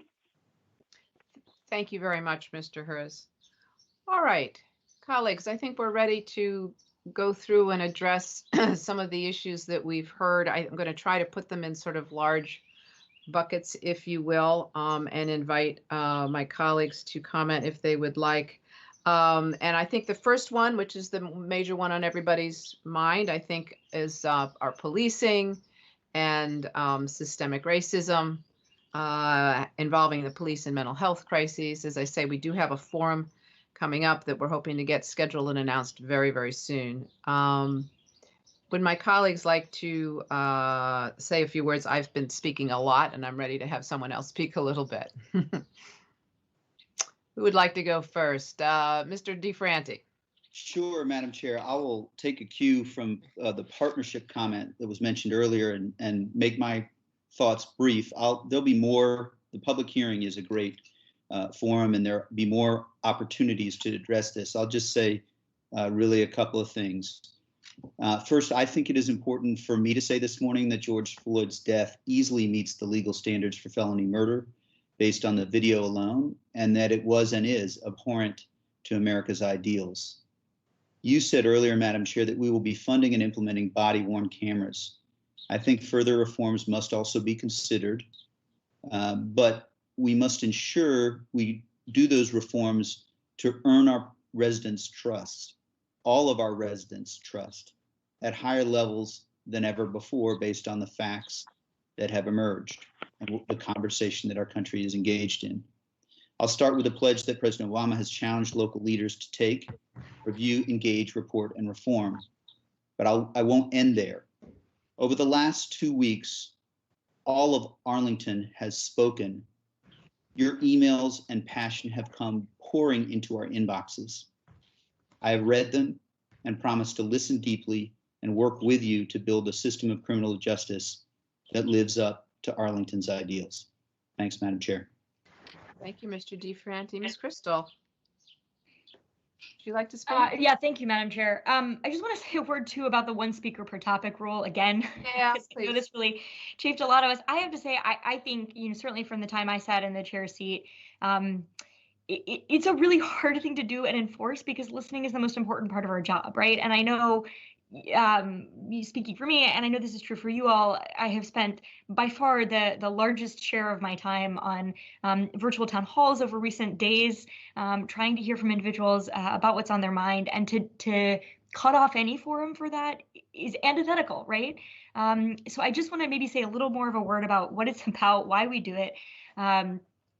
In part, it is for what I was saying earlier about fairness. I know, for example, we had a circumstance or two when I was chair about needing to enforce a one speaker per topic rule for people coming to talk about the importance of affordable housing and pushing back against gentrification in our community, when on the docket an hour later or half an hour later was a major affordable housing proposal that many other people had come out to speak their piece on. And so it's about trying to be fair to those people who have planned around having their moment to speak on a particular issue. to. And I think it's also about trying to bring these comments to a forum where we can answer them, where people can hear from the staff subject matter experts, hear more directly from board members about the questions they're raising, making sure that they have the opportunity to hear from those in a position to make changes, that they're being heard, that their comments are landing, whether that is the managers forum upcoming to talk about staff concerns, or our upcoming conversation and public hearing, which I hope will include members of the Arlington County Police Department as well to facilitate that kind of exchange. So I just wanted to share those comments. I know, Madam Chair, I feel for you. I feel for all of us are cutting off people who have come to exercise their right to speak to us as board members is incredibly hard. We do appreciate you coming. We are going to try to find the appropriate forum for you to do that, for you to make the comments and ask the questions when we are in a position, and the subject matter experts and leaders and the staff are in a position to answer them and hear them. So that said, I just wanted to add and really not belabor the point that I think were well made by Mr. DeFranti and by you, Madam Chair, in your opening remarks, to say that these issues of finding racial justice in our own community, working for it in our own law enforcement practices are top of mind is a tremendous understatement. We've been very focused on this, and we will not stop being focused on this. I was going to share that one of the things that has just been so on my mind over the past couple of weeks is the words of the St. Paul mayor, Mayor Carter, who spoke after the incident, the murder of George Floyd in Minneapolis, saying to his community that he was calling for peace. He's not calling for patience. And I just want to make clear, I'm not calling for patience. I know my colleagues aren't calling for patience. We respect and we are grateful to the members of our community who have organized and brought urgency to these issues. We have started with a couple. We've acted urgently where that is as possible, when it is possible. I think many in our community have heard from us that we expect the manager to bring forward a proposal for body cameras, a body-worn camera program on Tuesday. The call to publicly post and invite community comment on our use of force policies. That is up as of this morning. Important to note, our use of force policies and all of our police policies have always been available, but we've heard comments from the community that people would like to be able to see them organized along those practices, such as the 8 Can't Wait, that can reduce incidents of police violence. And so that is available now. There are so many more steps that we need to take, so many more conversations still to have. I wanted to flag one, and by way of saying thank you to Ms. Quinana and the new Arlington for Justice organization for your specific recommendations. Over the past 24 hours, I have heard about this need for an alternative mental health crisis unit from now Arlington for Justice, leaders in the police department, a mental health advocate, and a peer who has gone through mental health crises herself. This is, I think, a major area for us to start to look into, as well as others signaled by the community. We are not asking for patience, and we are glad that you are here with this urgency. I know that I feel it. I believe that my colleagues feel it. Our manager feels it as well. Thank you. Thank you, Ms. Crystal. Mr. Dorsey. Thank you, Madam Chair. Thank you, colleagues. And similarly, to reflect comments from Ms. Crystal, I'm not asking for patience, but I am asking for sustained engagement and for people's impatience to last beyond this moment. There is no doubt that the death of George Floyd has sparked a moment. But, we've had lots of moments where people have been sparked. But we want something to happen different from this moment, and that is for it to transform into a movement along the lines of what happened when Emmett Till was lynched in 1955, or James Byrd in the 1990s, where one sparked a dramatic relook at our civil rights laws, and later the other, a revamping of our hate crimes laws. Those moments sparked a movement. And what are the circumstances that create one and not the other? I'm not really sure, but let's hope if the George Floyd moment is to become a movement, it results in sustained activism beyond today. Now, I will just say as a commentary, it is a sad indictment on our country's history that the way we get to these movements are through increasingly brutal and probably unforeseen acts of violence against Black people, but be that as it may, what I think we have to do here is to make sure we adequately scope what we're trying to solve, and to also recognize that while we've heard, at least at this point, a call for many changes to policies and rules and procedures, those are not enough. And I'm not trying to deflect responsibility at all. We have to get it right. The policies, the rules and procedures have to be right. But they have not hitherto prevented the disparate, inequitable, and discriminatory impact of the exercise of police powers in our community. And I'm not just talking about the role of a police department. I'm talking about police powers as a constitutional concept, which I think Mr. Weir brought up. So that's why we in local government have been looking at ways that we can adequately scope the problem and to make sure that we're dealing with it fundamentally and systemically. That is why we have pursued a sustained approach to equity in government, to recognize that policies and procedures without raising the consciousness of the people who exercise government authority or who exercise police powers will not result in good and just outcomes. So we have begun the process of figuring out how we train and inspire our government employees, people who have so much important responsibility, to be able to bring race consciousness, equity to their actions. And as much as I would like to believe that we should all have as our North Star to be guided by Martin Luther King's call to have us judge one another by the content of our character as opposed to other immutable characteristics, I'm going to propose an interim step. Before we get there, which seems to be quite elusive, how about we focus on judging one another by our actual actions, by what we do. It's what we expect of our police department. We want them to be able to treat people with compassion versus treating people in a punitive way without regard to where they live or what they may look like. We don't want our police adopting an approach of hypervigilance in one neighborhood and a laissez-faire attitude somewhere else. We don't want our police to be able to respond to certain people with courtesy while treating others with dismissiveness and contempt. That's a reasonable expectation that we should have right away. And it's also true that our public needs to be challenged to make sure we don't devolve and paint police with too broad a brush, that all people who wear a badge are not necessarily representative of the worst examples that we've seen. And we owe it, if we're going to actually have true change, to get specific about what we are trying to solve here in Arlington and what we are trying to correct here in Arlington. Because if we are going to actually inspire people to change, it can't be with treating them as a broad example, but by being specific about what we're trying to correct. So I look forward to the engagement, to have all of us, leaders, public, police alike, engaged to learn a little bit more, to reflect a little bit more, and to heed the call that I think we've heard from some people very early on, for all of us to just be better. Thank you, Mr. Dorsey. I very much like that interim step. Judge people by what they do. And I think what's been painful for a lot of us to some extent is we're not perfect. We need to get better, but our police force has been working very, very hard.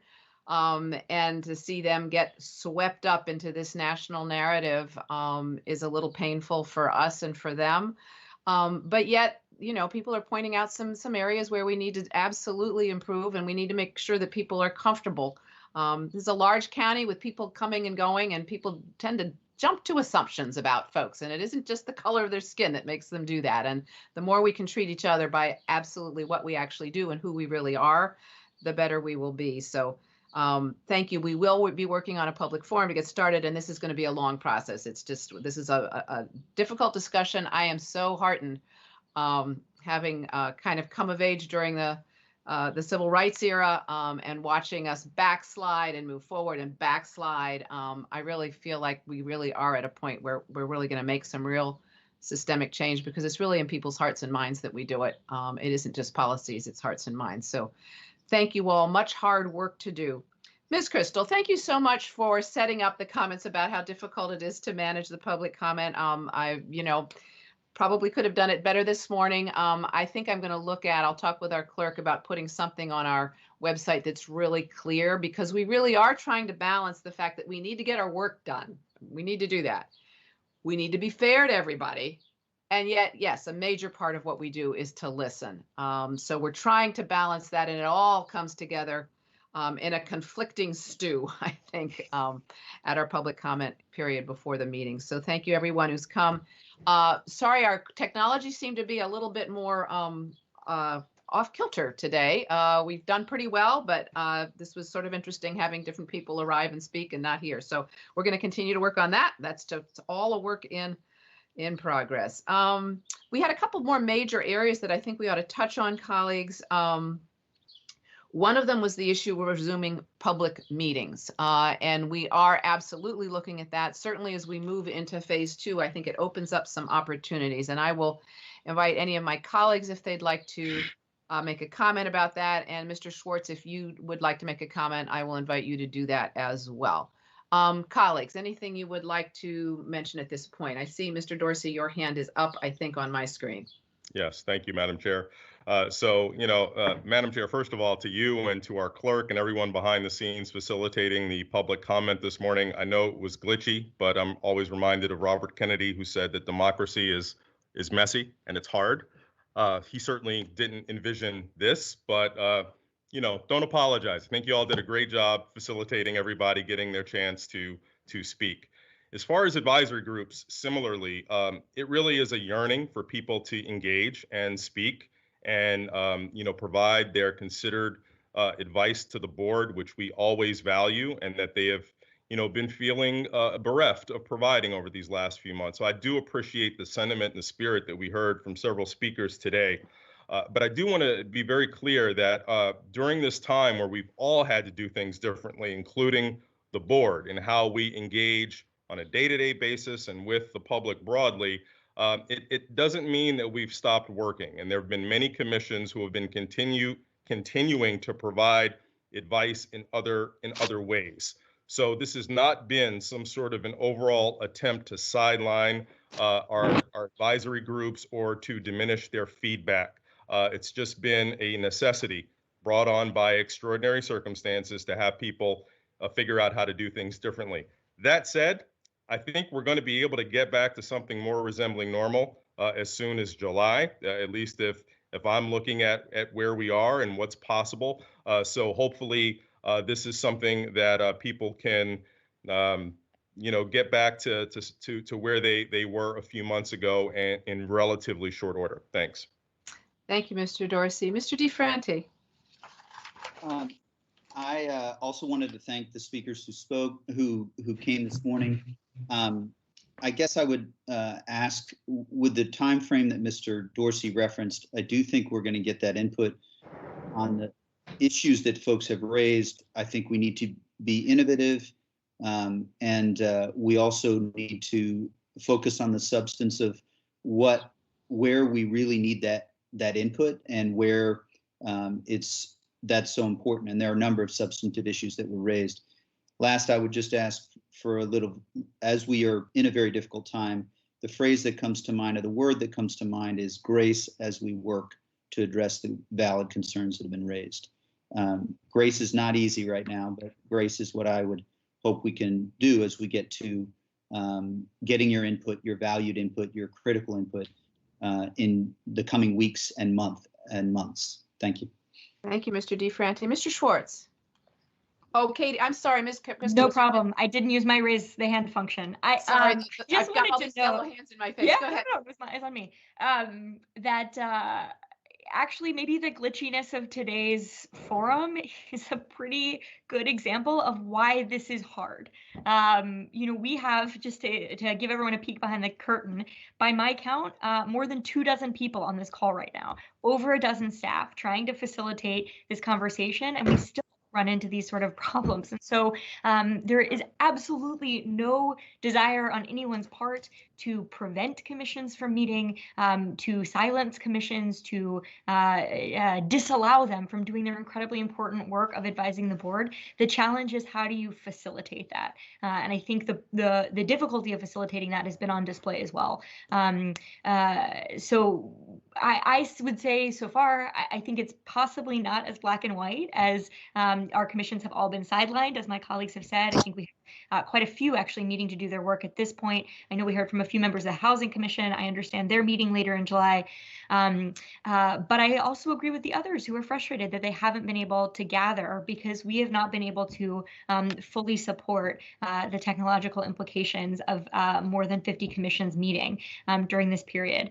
I am really optimistic, as I think Mr. Dorsey was saying, that now that we're entering phase 2, there may be some possibilities to move forward with a hybrid model that is easier to manage, does not require the same level of technological assembling and broadcasting, but still manages to protect everyone's safety. I know we are committed to reevaluating this, to bringing more commissions together. I was just this morning in conversation with one of our staff about 2 more commissions that we're trying to set up a meeting for virtually. I am optimistic we have a way forward here.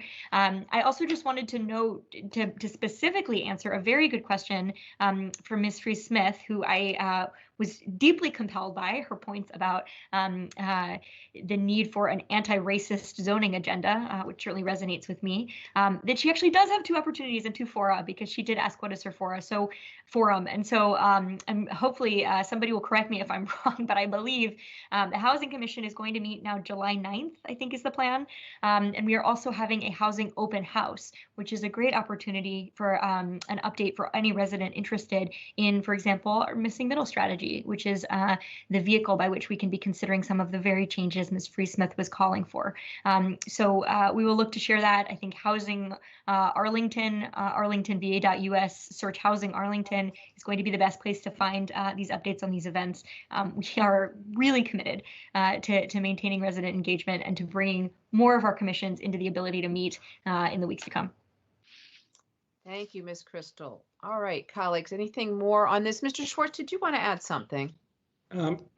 Yes, Madam Chair, just very briefly, a few things. One is, first, I wanted to thank all the members of the commissions who, while they're frustrated for not being able to hold a lot of their commission meetings, have been helping us in other ways. A lot of commission members have volunteered to assist with some of our pandemic efforts, including food distribution and reaching out to communities. So that's been really appreciated.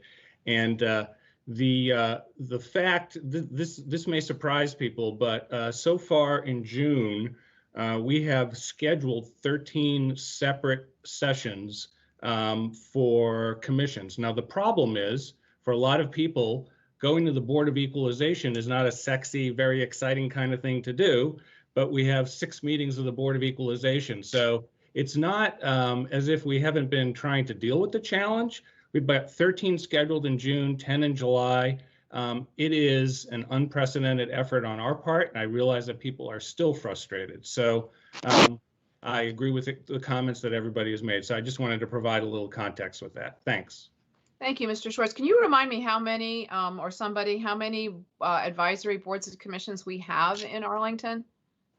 Over 50. I think it's over 60. All right, we'll check on that. Thank you. And I'll just sum up for all the folks. We do hear you. And I have been thinking more and more that a crisis is a terrible thing to waste. So I really hope when we get to the other side, we're going to be doing it better than we have been. I have noticed on some meetings that we have with some of our our groups and organizations in the county, and sometimes some of these kind of hearings we have, we're seeing people we've never seen before. I've heard, I think it was a Committee 100 meeting. They said, wow, this is the biggest meeting we've ever had, because using it virtually allows, I believe, a lot more people to attend, because maybe you've got children at home. There are all kinds of ways and barriers to people being able to participate. So I do hope we get to, and our commissions will help us with this, that we get to kind of a hybrid in the end, and we don't go back to the old way of doing things, which is the way we've been doing it kind of since the 1940s, maybe. So I think we can do a better job, and I hope we really do end up in a better place after we go through this. It's certainly been difficult getting there. Also, I noted, I think it was Ms. Skelly, which sort of made clear how so much of what's happening, we have had to repurpose, change, refocus what we're doing as a government and as a community, and our commissions really can help us with that. So I hope our commissions will be thinking about how we do better, both in the way we do it, the implementation of how we're going to be handling our meetings and our community engagement, and also what we're actually doing. Should we be refocusing what we're doing? Because clearly, I had 3 focus areas in January. Equity was the first, and sometimes it feels to me now that equity is almost the only one we're really focusing on, and there's good reason for that. So I do hope that I think the Chinese crisis, the symbol is the same for crisis as for opportunity. This is a tremendous opportunity, and I hope everyone will help us seize that opportunity to be a better county, a better community, have better engagement. And sorry for the bumpiness as we get there, because this is just not an easy journey in many ways. So thank you. There were 2 other issues raised, and the one, Mr. Schwartz, I'm probably going to call you back, and that is the one on our employees.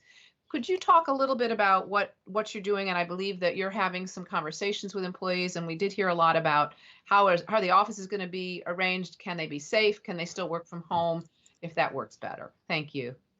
Yeah, thank you, Madam Chair. First off, we have had regular meetings with employees, virtual meetings. I've had one at least every other week. There's one coming up the end of next week. I have strongly encouraged staff to speak with their supervisors. Also, separate from myself, department heads have had a number of virtual conversations with their staff. I've always invited people to reach out to me one-on-one. I sort of, just as a personal note, I wish each of the speakers who had come forward today had reached out to me first, because they are talking about a committee and some materials. I haven't seen those, and I strongly encourage them to send them to me so that we can try to make sure they get worked into. Right now, we have 8 separate work groups that are providing an interim report to me by June 22nd. I've made it clear to staff that we will not be bringing more people back into our buildings until the earliest sometime in July. We have been, as the people who spoke today noted, we've been working and doing all our work, I think, amazingly well, and have adapted to the changes. And in many ways, as one person pointed out, being a lot more efficient about things. Some of the things that we're looking at, which are the same things that businesses are struggling with, that schools are struggling with, which is how do you bring people back to a workspace where you have to get to places on elevators, and the elevators can only hold 2 people at a time. Stairwells, how our HVAC systems work, the number of employees who can be put in a building at a certain time. We've also, I've charged people with trying to make sure all our workforce that can work mobily and do telework continues to do so. Just a couple of other things that were pointed out. I know one individual brought up this question about temporary employees, so that the public understands what's going on. Since the middle of March till last week, between March and June, a lot of our temporary employees weren't able to do any work because they did things, for example, like shelving in libraries.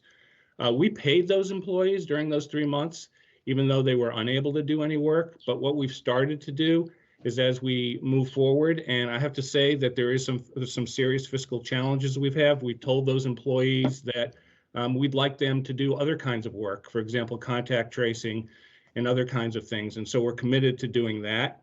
I think it was the right time to move ahead to do with that. So rather than belaboring the point, I would just encourage all employees to, reach out to me. And I actually have an email going out to everyone who came forward today so that they can be better informed about the work that we're doing, and also so we can hear from them, because they may have some excellent suggestions we have not thought about. Thank you, Mr. Schwartz. Appreciate all you are doing. Mr. Dorsey, I think you have got to see your hand up. Yes, thank you, Madam Chair. If I may, just a question for Mr. Schwartz. I appreciate all that you're doing to really be thoughtful about how we re-engage employees in the workforce. And I know you used the elevator example, but I was also just curious as to whether or not we're taking a similar look at other areas of work, such as people who have to share locker rooms to change in and out of work clothes, and making sure that we are making adequate precautions there, and we have PPE for people who have to share trucks in going out and doing their work as government employees. All of that is part of what you're considering? Yeah, absolutely. We have made it a priority to make sure we have enough PPE for all our employees. And specifically, I think one of the people who spoke was talking. We've had the challenge all along, for example, in our water sewer street crews who have had to work. They've been working incredibly hard over the last 3 months and are very often can't avoid being in a situation where they're less than 6 feet from someone. We have made it a priority to make sure that they have what they need. Also, this question about locker facilities is something that we've worked on, not just for some of our trades workers, but in our firehouses and a lot of other places. I know that's one of the challenges schools face, but we have been wrestling with all of those. We continue to wrestle with them. I think we've done a really good job, but if we're not perfect, and if an individual has a specific concern, they should feel free to just reach out to me, and we'll do the best we can to fix it. Thank you. Thank you. All right. Thank you very much. The other topic, which I don't think we have answers for at this point, we'll welcome them. Ms. Crystal, I'm sorry. Did you need to say something? All I wanted to do is say thank you to the members of staff who came out to speak. I agree with Mr. Schwartz. It's really helpful if they can bring their specific concerns to him because he's the one in a position to solve them. But I also wanted to share that I know all 4 of us on the board care a lot about how our staff are being safely brought back to work, how they're being treated. We read the transcripts, sometimes lurk in the background of this all staff calls. We really appreciate you. We know that you are the engines that are keeping this county clean, safe, protected, fed during this really challenging time. And so I'm really glad that you came so that we can hear some of those concerns, stay in touch with the manager on them, and have this opportunity to say thanks. Thank you, Ms. Crystal. Mr. DeFranti, did you want to make another comment? I think echoing what All other right, everybody is frozen. Can you hear me? I can hear you, Ms. Garvey, Chair Garvey. I just echoing everyone's thanks to the work and those who came. All right, your chair is back. Thank you. Okay, I'm sorry. Every now and then, besides all the other glitches we're having, every now and then my screen freezes and I get a black screen and they say they'll let me back in soon. So anyway, here I am back again. I'm sorry I missed your comments, Mr. DeFranti. Thank you. I wanted to also say how much we appreciate our employees as well, and we do want to keep everyone safe. These are extraordinary times, and the fact that most of us are still fairly comfortable at home and we can wash our hands when we need to, we can be sure our electricity arrives and the gas mains work and everything basically is functioning is thanks to so many hardworking employees who really are on the front lines. The last subject I was going to sort of introduce, I just wanted to touch on it, is this issue, I think, of schools and childcare. One speaker, but our employees, if they're coming back to work, but yet their children don't have a place to go during the day, that's going to prevent people from being able to come back to work. So I will say we are absolutely aware of the issue. We're going to be meeting with our school board in a joint work session. I believe it's the 23rd of this month. And it is to talk about our capital improvement programs, but I imagine we'll also be talking a little bit about, I've told the chair of the school board, I thought it would be helpful for them to then talk a little bit about plans for the fall and what they're looking at, because, and I'm sure it's going to be preliminary, but I think more and more everybody is going to be focusing on this issue. All too often, our small children are something that, kind of other people take care of. We don't end up sort of focusing on that. But frankly, if we aren't taking care of our children, nothing else is going to happen. So we need to make sure that happens. I don't know if anybody wants to comment on that particular issue. I don't see any hands raised. Okay, and I wish I had an easy answer to wave a wand on that one, but I don't. So it's gonna be one of those many things we've really got to work on, and we will be supporting our schools as much as we can. I will finally mention that we are. Just remind folks that we did give the school system an extra $500,000, and we probably will do more to make sure that every student has got a good internet connection, because with virtual learning, it's crucial that everybody have a good connection to the internet, and that's part of the whole equity issue. All right, colleagues, Madam Clerk, everyone, I think we're ready for our consent agenda. Yes. Is that correct? Thank you. All right. So, Madam Clerk, which I think we've had a number of items that have been pulled from the consent agenda. Yes, we have, Madam Chair, items number 2, 4, 14, 17, and 30 have been pulled from the agenda. If you like, I could go over what those are.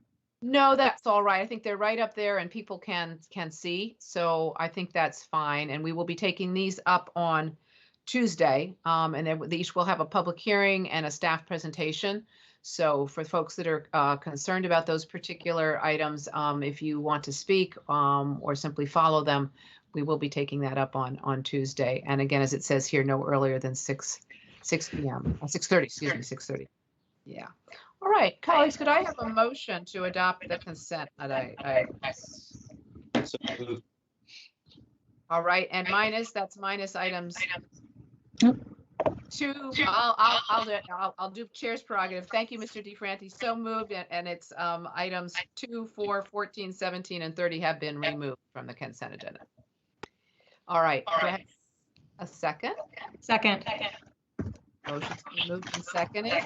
All right, I am getting an echo on my line. I hope other people aren't hearing that same echo. All in favor, please say aye. Mr. DeFranti? Aye. Ms. Crystal? Aye. Thank you. Mr. Dorsey? Aye. Thank you very much, Ms. Garvey. Aye. All right, the consent agenda passes minus those folks again. That will come, the items that have been pulled will come to us on Tuesday. So I have a few summary comments just on some of the things we passed, which I think is always kind of interesting. Our consent agenda, it's not because necessarily these things are simple or not important. It's really more that they are not controversial. And if there's any concern or controversy, obviously they get pulled and then we discuss it. We discuss it on our Tuesday carryover meeting. A couple of things that we did, some of the kind of good news items actually. We approved a use permit, which is to allow us to build a playground on the Queens Court site in Western Roslyn. And Queens Court, when that's finished, is going to offer 249 units of Metro accessible affordable homes. And this playground is going to serve both the families who live in Queens Court and the general public. And it's going to be on the corner of 18th Street North and North Quinn Street, across the street from the new Roslyn Highlands Park, now under construction. The park will include a field and a sport court, and hopefully when it's completed, everybody will be easily able to use playgrounds again. It's going to be great for the children and for the community. Another item that we did is we accepted, we have to actually vote to accept money, which is an interesting thing, concept in a way. We accepted a $35,000 NEA grant, and that is to help an artist in residence program for 2 of our affordable housing communities, Columbia Hills and Columbia Grove. And so we matched about $48,600 from the county to the NEA grant. And then that program is going to bring a curator and an artist to work with the residents of the communities to create art that will represent their narratives and cultural practices. And this is going to be displayed publicly for 6 weeks. And then the artwork will be installed in the lobby of Columbia Hills. The county's portion of the funding is coming from developer contributions to public art, which is made through our site plan process. And then finally, I'll just mention that the Arlington Arts and Arlington Arts Center are going to co-curate and manage this program and select the artist. And we're seeing this as a pilot project for a new Arlington public art program that would provide artists who can come and work in Arlington's affordable housing communities over the next several months to create works of art and hopefully keep us all a little bit more. Art is a great way to get through a pandemic. Let me just say that. I think art is very crucial to helping people get through difficult times. So I'm pleased we could do that. Finally, we are very happy to accept $413,265 in Federal CARES Act funding. This is not, of course, all of it that we've been accepting, but this is through the state, and it's going to allow us to provide up to 240 more Arlington adults with home delivered meals and provide in-home caregivers another 575 more hours of respite services. Our folks who are homebound and the people who help them have been just particularly hard hit by the pandemic. Before the pandemic hit, we were delivering meals to about 200 people a week. That jumped, and in this particular program, we're doing much more than that, but that jumped to 247 people between March and May. And this, once we get it, will basically allow us to double the number of people getting home delivered meals. And I think all that we've got I have a little more information here. It's really kind of interesting. In normal times, we deliver 6,000 meals monthly. And right now we're delivering 14,000 meals every month, which is more than double the pre-pandemic times. And these particular meals are going to residents 60 and older. Meals for the week are delivered every Wednesday. And we really want to thank Meals on Wheels, the volunteer organization, one of many in our community, and they have stepped up as so many have in this crisis. So Meals on Wheels are delivering these meals with assistance from our county staff at DHS and Adult Protective Services and our Department of Parks and Recreation. So finally, if you or anyone knows, anybody listening to this, knows somebody who needs the service, needs a home delivered meal, you can sign up for it on our Arlington webpage, but you can call 703-228-1747. Again, that's 703-228-1747. Finally, just to conclude, I'll add that the Cooperative for a Hunger-Free Arlington is also coordinating meal deliveries to households impacted by the pandemic. And they are working through the Arlington Community Foundation. So in general, if you'd like some more information about that effort, please call the number here, 703-228-1300 for more information. Or if you know someone who might be eligible and could use the help. Thank you very much. So that brings us to the end of our consent items, and I believe we are ready for our first regular agenda item. Madam Clerk, can you call the first item, please? Yes, Madam Chair, if you could just give me a few seconds. Absolutely. That's all right. Okay. Item number 33, SP 447.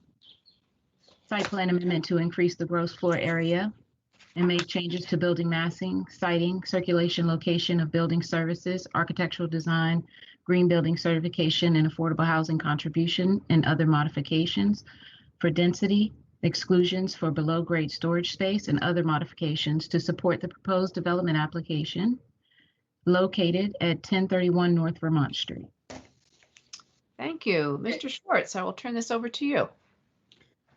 Thank you, Madam Chair.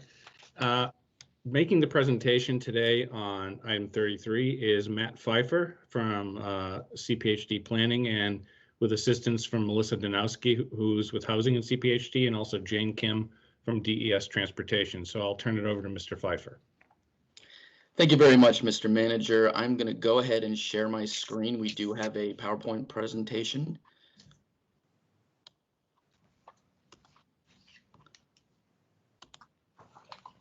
Okay, can everyone see this? So thank you, Mr. Manager, Madam Chair, members of the board. As the manager mentioned, my name is Matt Pfeiffer with the Planning Division. And we do have Melissa Danowski from the Housing Division and Jane Kim from DES Transportation to help answer questions. The item we're discussing this morning is site plan number 447, 11th in Vermont. This is a site plan amendment to the approved site plan. This is located at 1031 North Vermont Street. So here you can see an aerial image of the site. This is located on two adjacent blocks, which we will refer to throughout this presentation as the North Block and the South Block. Currently, the site is developed on the South Block with a three-story church structure and a single-family home. On the North Block, there is a parking area associated with the church and a small playground also associated with the church. The site is identified as low-medium residential for the North Block and high-medium residential mixed use for the South Block on the general land use plan. The North Block is zoned R1530T and the South Block is zoned RC. By way of background, in 2016, the applicant approached the county with a proposal for a site plan on this block to redevelop the subject site. We determined at the time that a special general land use plan study was needed in order to support the rezoning to RC that was proposed.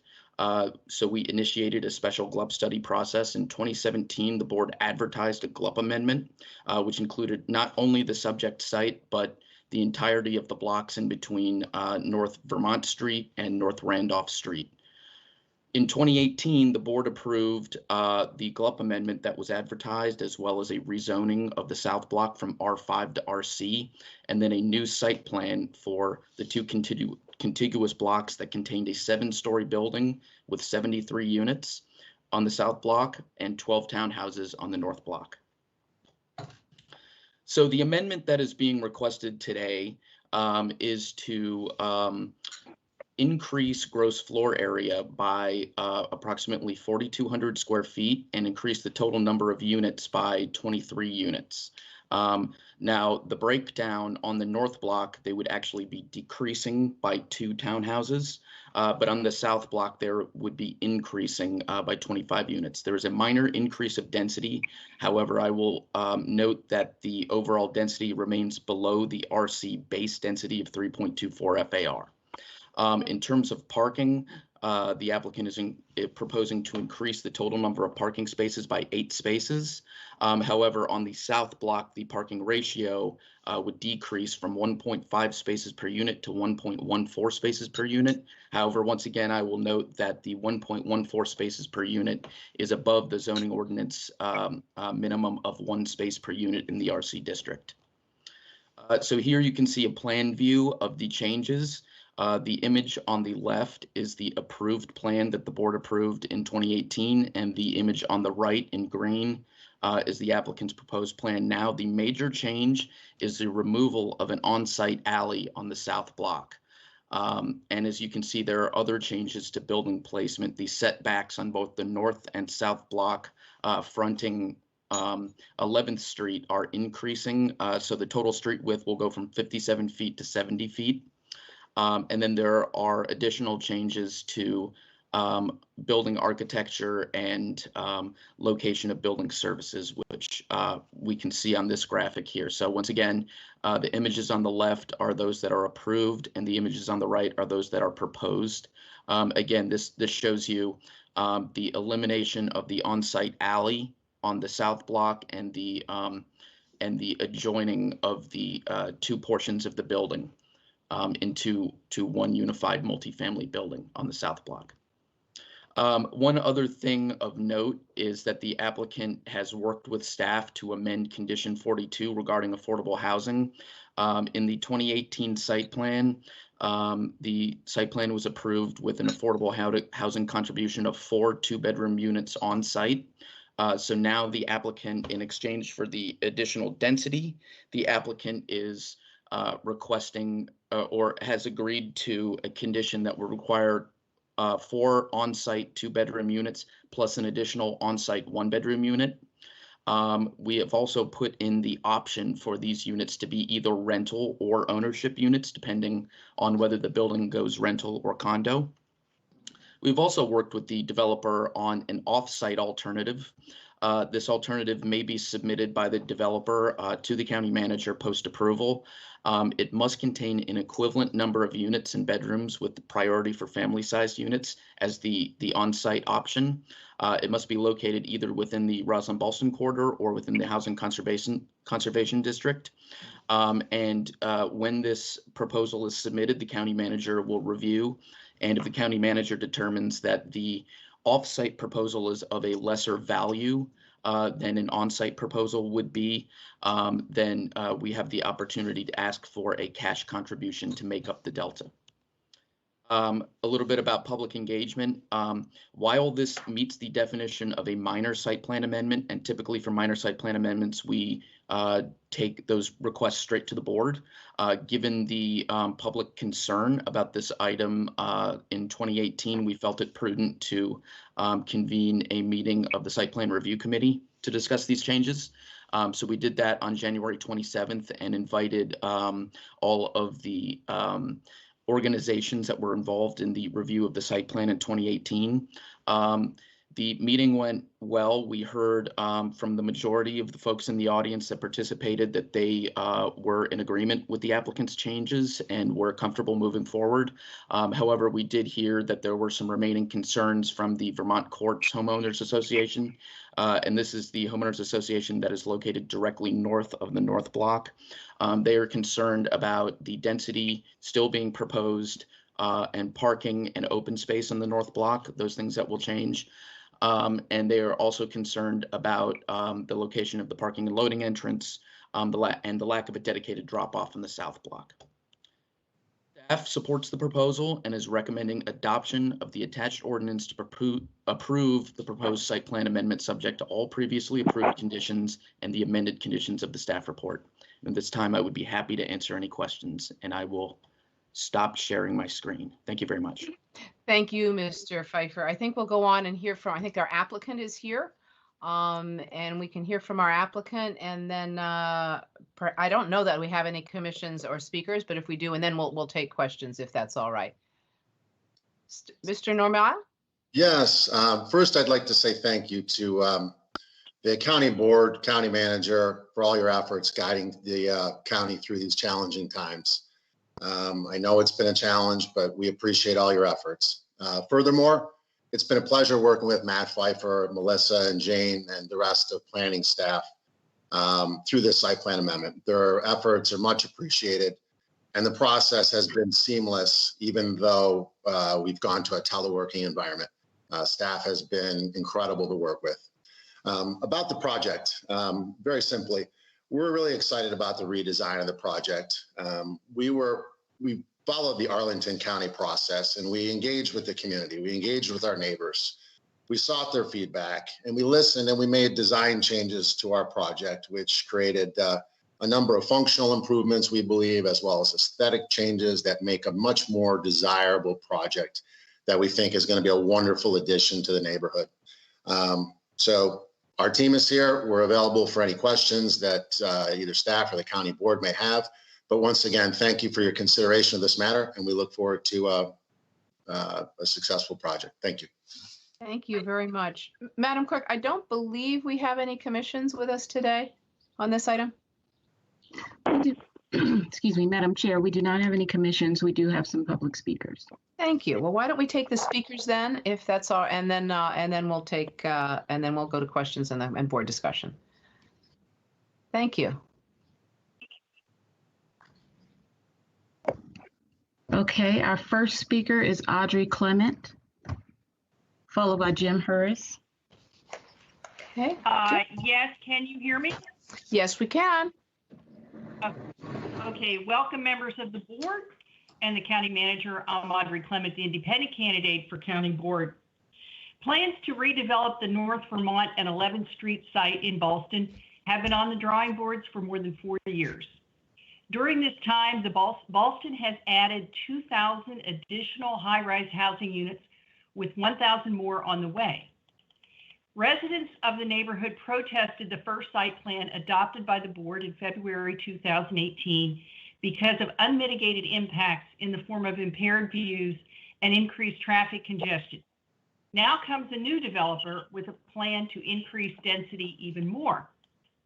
At an LRPC hearing in 2017, North Ballston neighbor Annette Lang explained why the original site plan had little community support. She put it this way, quote, specifically, residents should not bear the burden of proving that exceptions to land use plans and modifications to zoning codes are appropriate. Rather, developers should bear the burden of establishing that unless an exception and or modification to current plans and zoning codes is granted, development of a particular property will not occur. That is the core meaning of exception, end of quote. County staff were as unswayed by this argument then as they are today. The fact that the Vermont Street developer needed a GLUP amendment to rezone the site is irrelevant. All that matters is that the Ballston sector plan encourages high density development. The fact that a sector plan trumps the zoning ordinance makes the zoning ordinance a dead letter. Any developer with sufficient financial resources can leverage any site he wants, irrespective of its impacts on streets, schools, open space, and or public safety. In 2018, residents of North Ballston had reason to feel demoralized because they had lost a battle to preserve their neighborhood. Today, they have reason to believe that what goes around comes around because the pandemic thrives in densely packed neighborhoods, such as the future Vermont Street development. Thank you. Thank you, Ms. Clement.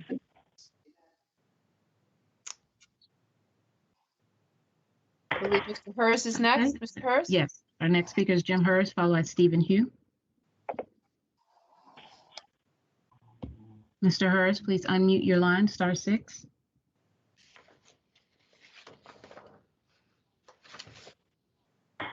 Can you hear me?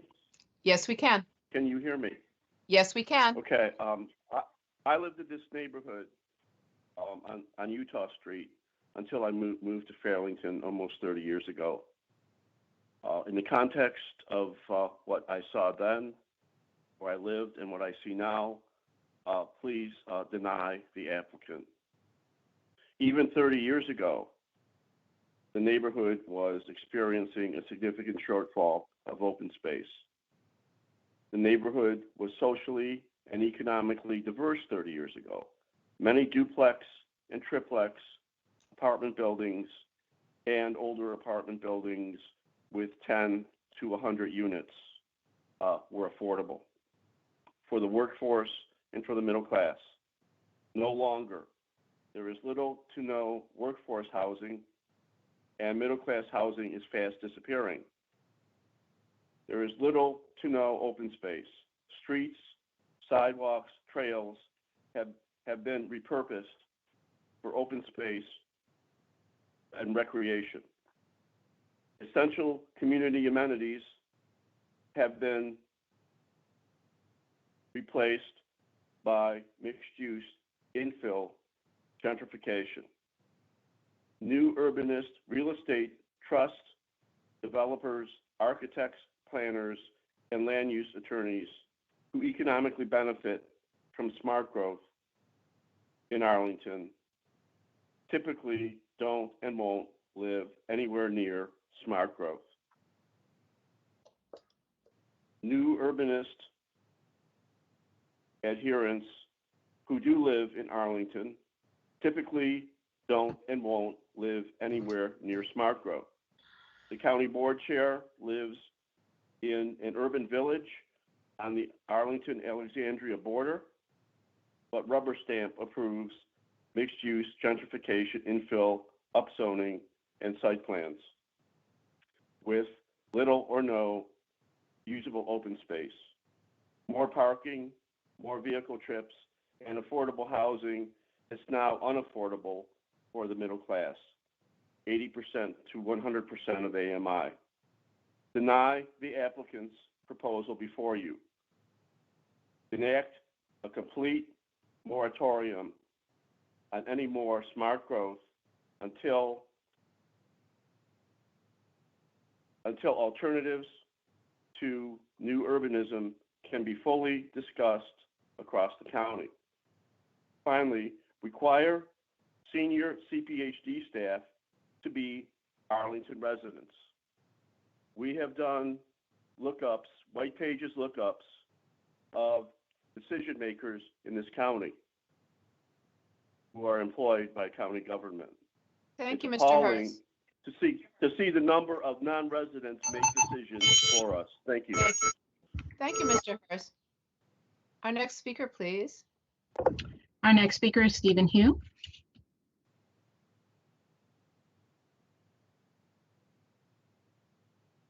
And he Hello, should be. can you hear me? Yeah. Yes, we can hear you. Thank you. Go ahead.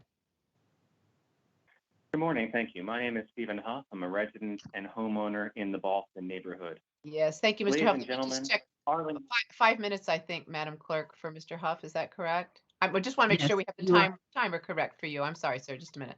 You are correct. Thank you. Mr. Huff, go ahead. Sorry. My name is Stephen Huff. I'm a resident and homeowner in the Boston neighborhood. Ladies and gentlemen, Arlington deserves better than this project. I want to raise three major concerns about the substance of the project, which provide reasons that you should vote against it at this time. First, the project will pave over and not replace open space on both the North Block and the South Block. This is some of the only open space for recreation in the entire neighborhood, and the importance of having that unpaved space was made even more clear by the flash flooding that Arlington experienced last summer. Second, in a neighborhood in which parking already is scarce, the proposed development provides insufficient parking. For example, on the North Block, only 2 guest parking spaces are proposed for 10 large townhomes. In contrast, the adjacent Vermont Court development, which is of similar size, has 8 townhomes and 6 guest parking spaces. I understand that this site is near the Metro Rail. However, the concerns and limited service brought about by the pandemic underscore that Metro Rail is not a perfect substitute for proper parking. I will also note that given the anticipated price of these townhomes, it is likely that their owners will bring at least 2 cars with them, necessitating heavy demand on both surface parking, which is inadequately provided, as well as additional demand for already competitive street parking in the neighborhood. Third, access to this project, particularly the South Block, is poorly and unsafely designed. As was mentioned in the earlier comments, there is not a dedicated loading area, and in fact, the revisions to the prior version of the project eliminate the alley, which the developer explained will be used for loading and drop-offs for deliveries and Ubers and taxi rides alike. Without such a loading area, there'll be additional traffic congestion near the busy intersection and unsignaled intersection of Fairfax Drive and Vermont Street, which certainly will cause additional traffic accidents as well. Arlington deserves better than this project, and I urge you to vote against it. I also want to point out that this project is not permitted on the North Block under the Arlington County Zoning Ordinance. Section 5.8.3.b limits the maximum density for townhouse dwellings in an R15-30T district to no more than 15 per acre. Only townhouse units are proposed for the North Block. The density is limited by the zoning ordinance to no more than 15 units per acre. However, the project proposes to build 23.21 units per acre. That's more than 50% more than is permitted. If this project is approved, it subjects both the county and the developer to the potential for litigation and to the project being enjoined. I also want to raise concerns about the procedure for this meeting. As was noted at several points in the call, various speakers have encountered many technical difficulties. This meeting is being conducted virtually, not in person. And as Ms. Clement mentioned earlier, when this proposal was heard 2 years ago, the boardroom was full of community members united in their opposition to this project. I would urge the board, if they don't vote down this project today, to defer this meeting to when it be held in person with proper community input. Ladies and gentlemen, county staff has failed to take the concerns I mentioned and other concerns of the community seriously, as has the developer. I've heard about concessions and accommodations that were made. I have not seen those. The only changes I understand were necessitated because of title work revealed that additional setbacks were required under the deed to the property. With changes, the redevelopment of this parcel can be a win-win-win for the site owner, the developer, and the community. I will note that at the meeting 2 years ago, the lawyer who represented the former developer and continues to represent the current developer said there could be no more changes, but changes have been made in this most recent proposal. This is a desirable site. It will be developed. It will add additional housing. The neighborhood understands and supports that, but it can be done in a way that benefits the community as well and does not merely enrich the developer and the site owner at the expense of the community. Ladies and gentlemen, Arlington deserves better than this project. I urge you to vote against it. Thank you. Thank you, Mr. Huff. And is that our final speaker, Madam Clerk? Yes, Madam Chair, that is our final speaker. All right. Thank you. All right, the conversation is now with the board. Colleagues, I think I'd like to go ahead and, if it's all right with you, get a motion on the table and then work through questions and comments to get to a final vote. I think our speakers, particularly Mr. Huff, has very nicely outlined really the various concerns I think we're going to want to discuss. Are we all right to have a motion first? Thank you. All right. Mr. DeFranti, you ready to make that motion? Sure. I'll move the county manager's recommendation that we adopt the attached ordinance to approve the proposed site plan amendment subject to all previously approved conditions and the amended conditions of the ordinance as in our agenda. Second. All right. Thank you. Moved and seconded. All right, colleagues. questions? Why don't we, I think it'd be easy to just take the order in which we went through, if that's all right, and start with that, because what I have is open space is an issue, parking is another issue, concerned about access with the elimination of the alleyway and loading areas, and then finally questions about just zoning and the GLUP in general and whether it fits. Does that work? All right, open space. Questions, comments? Who'd like to go first? I'm happy to ask on that one if you would like, Sure, Madam go Chair. go It's, right ahead. Yeah, I should have asked you if you wanted to speak to your motion. I'm sorry, take it away. On open space, I'd like to hear staff's thoughts. Looking at page 13 of the staff report, open space is mentioned, but it's not really discussed in much detail. And I wonder if staff could kind of help orient us to nearby open space and a response to Mr. Huff's concerns. Thank you, board member. This is Matt Pfeiffer. I'm happy to speak to that issue. As far as open space, there are two changes to open space. One, due to the elimination of 2 units on the north block, the units got a little bit longer. And so that there was a courtyard, a 30-foot courtyard that was approved in the initial proposal that is now shrinking to 25 feet instead. We reviewed the details and the landscape details of that courtyard, and we believe that it is still usable and still meets the intent of what the board approved with the original proposal. Secondly, on the south block, due to the elimination of the rear patios with the townhouse style units, there is actually open space is going to be increasing a little bit. So those are the 2 major changes to open space.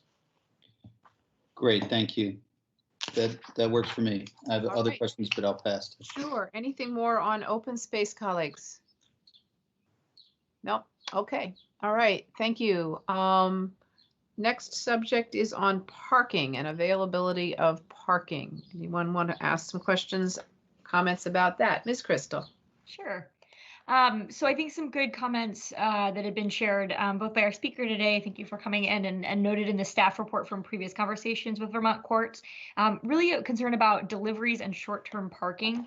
I know that's something we've talked about quite a bit in context of other site plans, but also in terms of policy. When we've allowed for lower parking ratios, we've sometimes called for visitor parking and other ways to manage what can be not only a problem for demand of parking in surrounding streets, but also, pedestrian cyclist safety of double parking, parking in bike lanes and that sort of thing brought about by deliveries and lack of short-term parking. So could I ask staff and then the applicant, if relevant, to talk a little bit about how that's going to be handled on this site?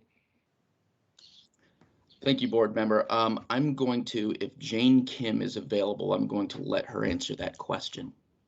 Yeah. Ms. Kim. Yeah, good morning, county board members. This project actually currently does not have any parking along any of its street frontages, and with the proposed development will still not have any on-street parking spaces. But the applicant has made it clear to staff that they do not anticipate any double parking conditions since the lack of on-street parking currently exists, and that they would anticipate that rideshare vehicles would use the apron area at the street for pickup and drop off, and that they would have the delivery vehicles using the loading dock. We'd also like to say that there is some on-street parking on the other side of Vermont Street. I'm not currently 100% sure how it's signed, but we are committed to taking a look at some of the public parking spaces in the site vicinity to see if we can support short-term parking, not just for this development, but for the area as a whole. We know that Ubers and the like are, increasingly popular means of transportation, and we'd like to better support that type of short-term parking need through signage or the like. So that's something that we will definitely be taking a look at. And then finally, this project actually has more than the minimum requirement for parking for a residential project, especially so close to Metro.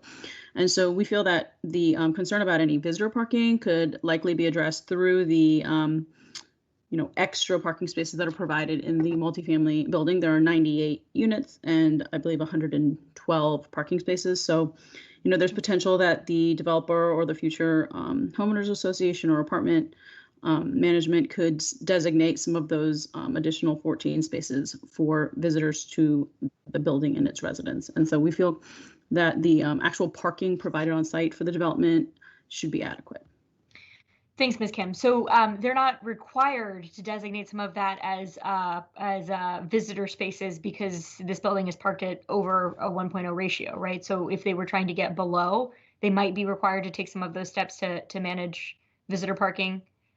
That's correct. And to be clear, the north block with the townhouses does have a visitor parking space requirement that they're meeting with the 2 on-street surface visitor spots, and then each of the units has a 2-car garage, which is how they're getting to that 2.2 parking ratio. Okay. If it's not too much trouble, could you were explaining the apron where there would be pickup and drop off? I know, I think the staff slide 5 had a little bit of a layout. Would it be possible to ask you to show us? I'm sort of trying to get my head around how that circulation is going to happen, how we know that pickup, drop off, delivery is going to be separate from pedestrians and others.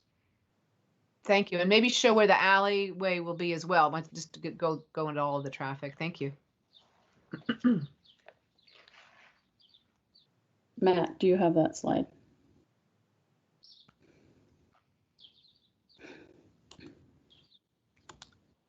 We know it's there somewhere. Sure, I apologize, board member. Okay, can everyone see my screen? Nope. Wait. Okay, let's try that again. It's all right. Not yet.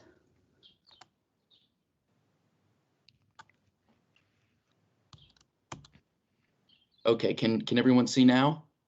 Yes. Okay. Yay. All right. So the image on the left, if you can see where my cursor is, this is where the alley was. Yeah. In the pink, and then on the image on the right, this is what is being proposed. So the parking and loading are now located off the street frontage. This is the apron in this location right here. So cars would be able to idle in this location while waiting to pick up.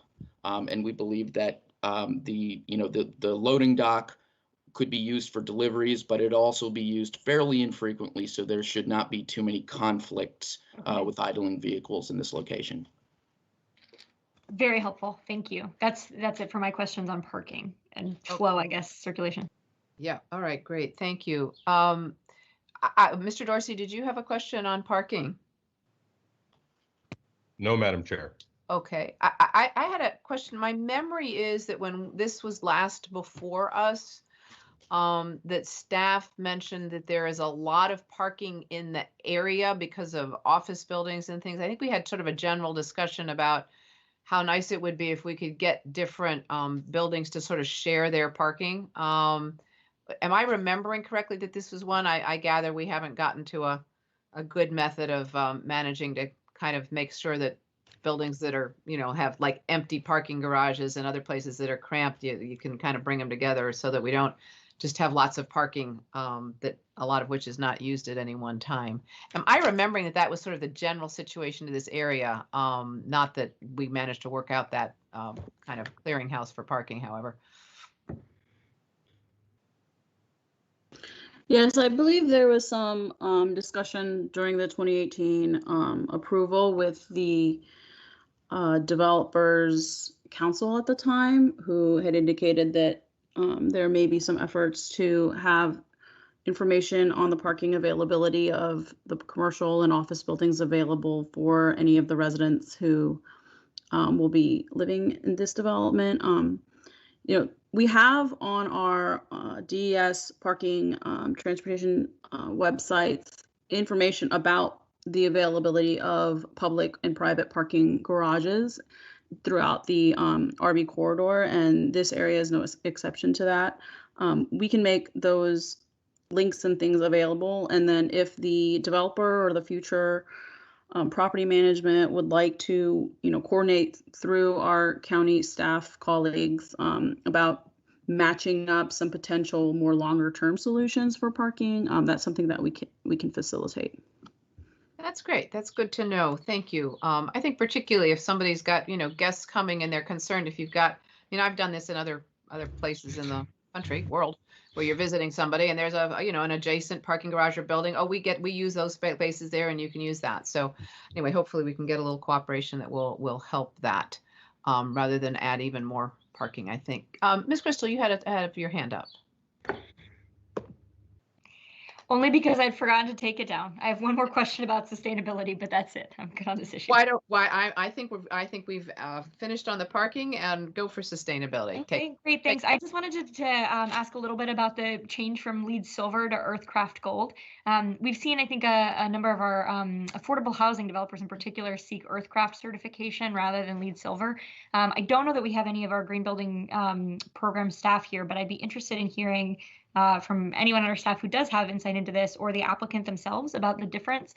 It sounded like staffs from the board report that the subject matter expert's judgment was this was the same or better, and I would just love to hear a little more about whether it is in fact better, and the reason for pursuing Earthcraft Residential rather than LEED here. Sure, board member. This is Matt Pfeiffer again. I can answer that. And then I'd like to turn it over to the applicant, maybe who may have a few more details. But yeah, in this case, depending on the size of the development, and this is a rather smaller residential development, our green building staff actually, we looked at to see which programs were equivalent to LEED. And when we looked into Earthcraft, we thought that it's actually a little bit of a better fit for this development. So we were supportive of changing that condition. And if the applicant has anything to say with respect to that, that would be helpful. This is Chris Gordon from KG Architecture. We pursued Earthcraft Gold on the recent Columbia Hills project, and under those things, and we do think it's more appropriate for.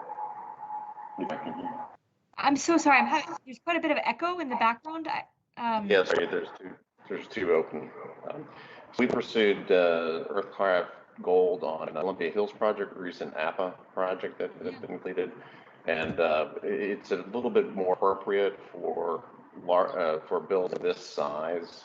We're very comfortable with working with that, and it's hard to draw equivalence between LEED and Earthcraft, only that Earthcraft is much more residential, multifamily oriented than LEED has been in the history of LEED, that is. So here we feel that it's much more appropriate. Difference primarily is, some of it's cost, but the difference is also performance. They use testing, and they work with the designers and the general contractor to make sure that the quality of the construction delivers a much higher performing building, and that's where we like it a little bit better than LEED. Because LEED is solely an evaluation after the fact. Exactly. It's basically a score sheet, and it doesn't really get into performance much. I mean, they have performance requirements, but they just don't have. They're not testing it, and they're not helping as a team member. Okay. Thank you. I appreciate that. That's helpful. Yeah. Mr. DeFranti. You're muted. You're muted, Matt.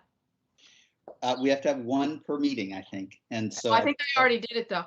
Go ahead. So my question is with respect to the density questions raised by Mr. Huff's letter. I think it's from Mr. Pfeiffer, and just a sense of, it appears that the letter outlines separating the two blocks and calculating density on that basis. But I wondered if you could just share with me, I've looked a little bit at page 10 of the staff report, but if you could describe to me staff's conclusion that FAR and density here is appropriate. Are you seeing it as one full site, and therefore that's why we're underneath the density? Thank you, board member. This is Matt Pfeiffer again. So I'm glad you asked this question. The 2 blocks are zoned separately. The south block is zoned RC, so that is an FAR calculation. The north block is zoned R1530T, and that is a units per acre calculation. So before getting into the specifics, I would like to say that on the north block, which is the area where Mr. Huff's comments pertain directly to, density is actually increasing, or excuse me, decreasing from the plan that the board approved in 2018. So they are losing 2 units. But Mr. Huff his comments are directly related to the fact that in the R1530T district, there are sort of 2 tiers of density calculations. So for sites that are under, I believe, 8,700 square feet, the maximum density is 15 units per acre. For sites above 8,700 square feet, density can be between 15 and 30 units per acre. And so that is explicitly allowed for in the ordinance, and we have decades of precedent of R1530T site plan developments being approved with up to 30 units per acre. And additionally, I'd also like to mention that with respect to the density, the board does have the legal ability to modify density. So while, again, we believe that this is consistent with the standards of the ordinance, the board does have the ability to modify density. Thanks very much, Mr. Pfeiffer. That's great. That works. Thanks, Madam Chair. Thank you. I have only one more question. I don't know if other colleagues, it's a short question. I don't know if other colleagues Yours have. is the only hand I see up. Go ahead. Okay. So the question is, I don't know if Mr. Pfeiffer could speak just a little bit to the SPRC or the meetings and the Ballston Virginia Square Civic Association. I know there was a lot of comment and public engagement, but it appears at this stage that this individual change has at least a different, perhaps not raised quite the concerns amongst the community because of the slide you have that indicates that several civic associations are at least accept the changes here. Is that a fair description of where we are this time versus 2 years ago? Yes, board member. I think this is a completely different environment that we're working at within this time around than 2 years ago. I think a lot of the changes that this particular developer is implementing addressed many of the concerns, especially with the Victoria Ballston Townhouse Association. Their major concerns were the setbacks along 11th Street. So this developer is widening those. That has been addressed. On the South Block, we heard a lot of concerns from the Westview condos about the building separation. That's not changing any, but we just haven't heard the same sort of opprobrium that we heard the last time around. And in fact, we've heard from the Westview that they are in support of the proposed change. I think they viewed the elimination of the alley as a positive development. And we also, again, have heard from the Ballston Virginia Square Civic Association that they are in full support of the applicant's proposal, and which is why I think they didn't come out to comment this morning. Thank you. Thanks. Great. Thank you. Thank you. Mr. Dorsey. Your hand's up, but your mic is off. Okay. It's a different issue if we're moving on to a different one, so I don't know when we that are falls. ready to move on to another issue. Thank you. Okay, this one is housing, which I'm not sure it made it in your original matrix, but I was able to get some comfort in a briefing with staff earlier this week. I would just love if Ms. Danowski is still on the line to speak to the issue of how, one, the flexibility to provide offsite units here, that one, the county is protecting ourselves from ensuring that this cannot be gamed to result in a less burdensome financial contribution to affordable housing, and the provisions that we've made to ensure that it's not just simply pushed into different neighborhoods than where the development is actually going to be. So if you could speak to that, I think it's a very helpful thing for people to know as part of understanding this proposal. I think you're right, Mr. Dorsey. Thank you. Ms. Danowski, are you here? Yes, I am. Thank you very much.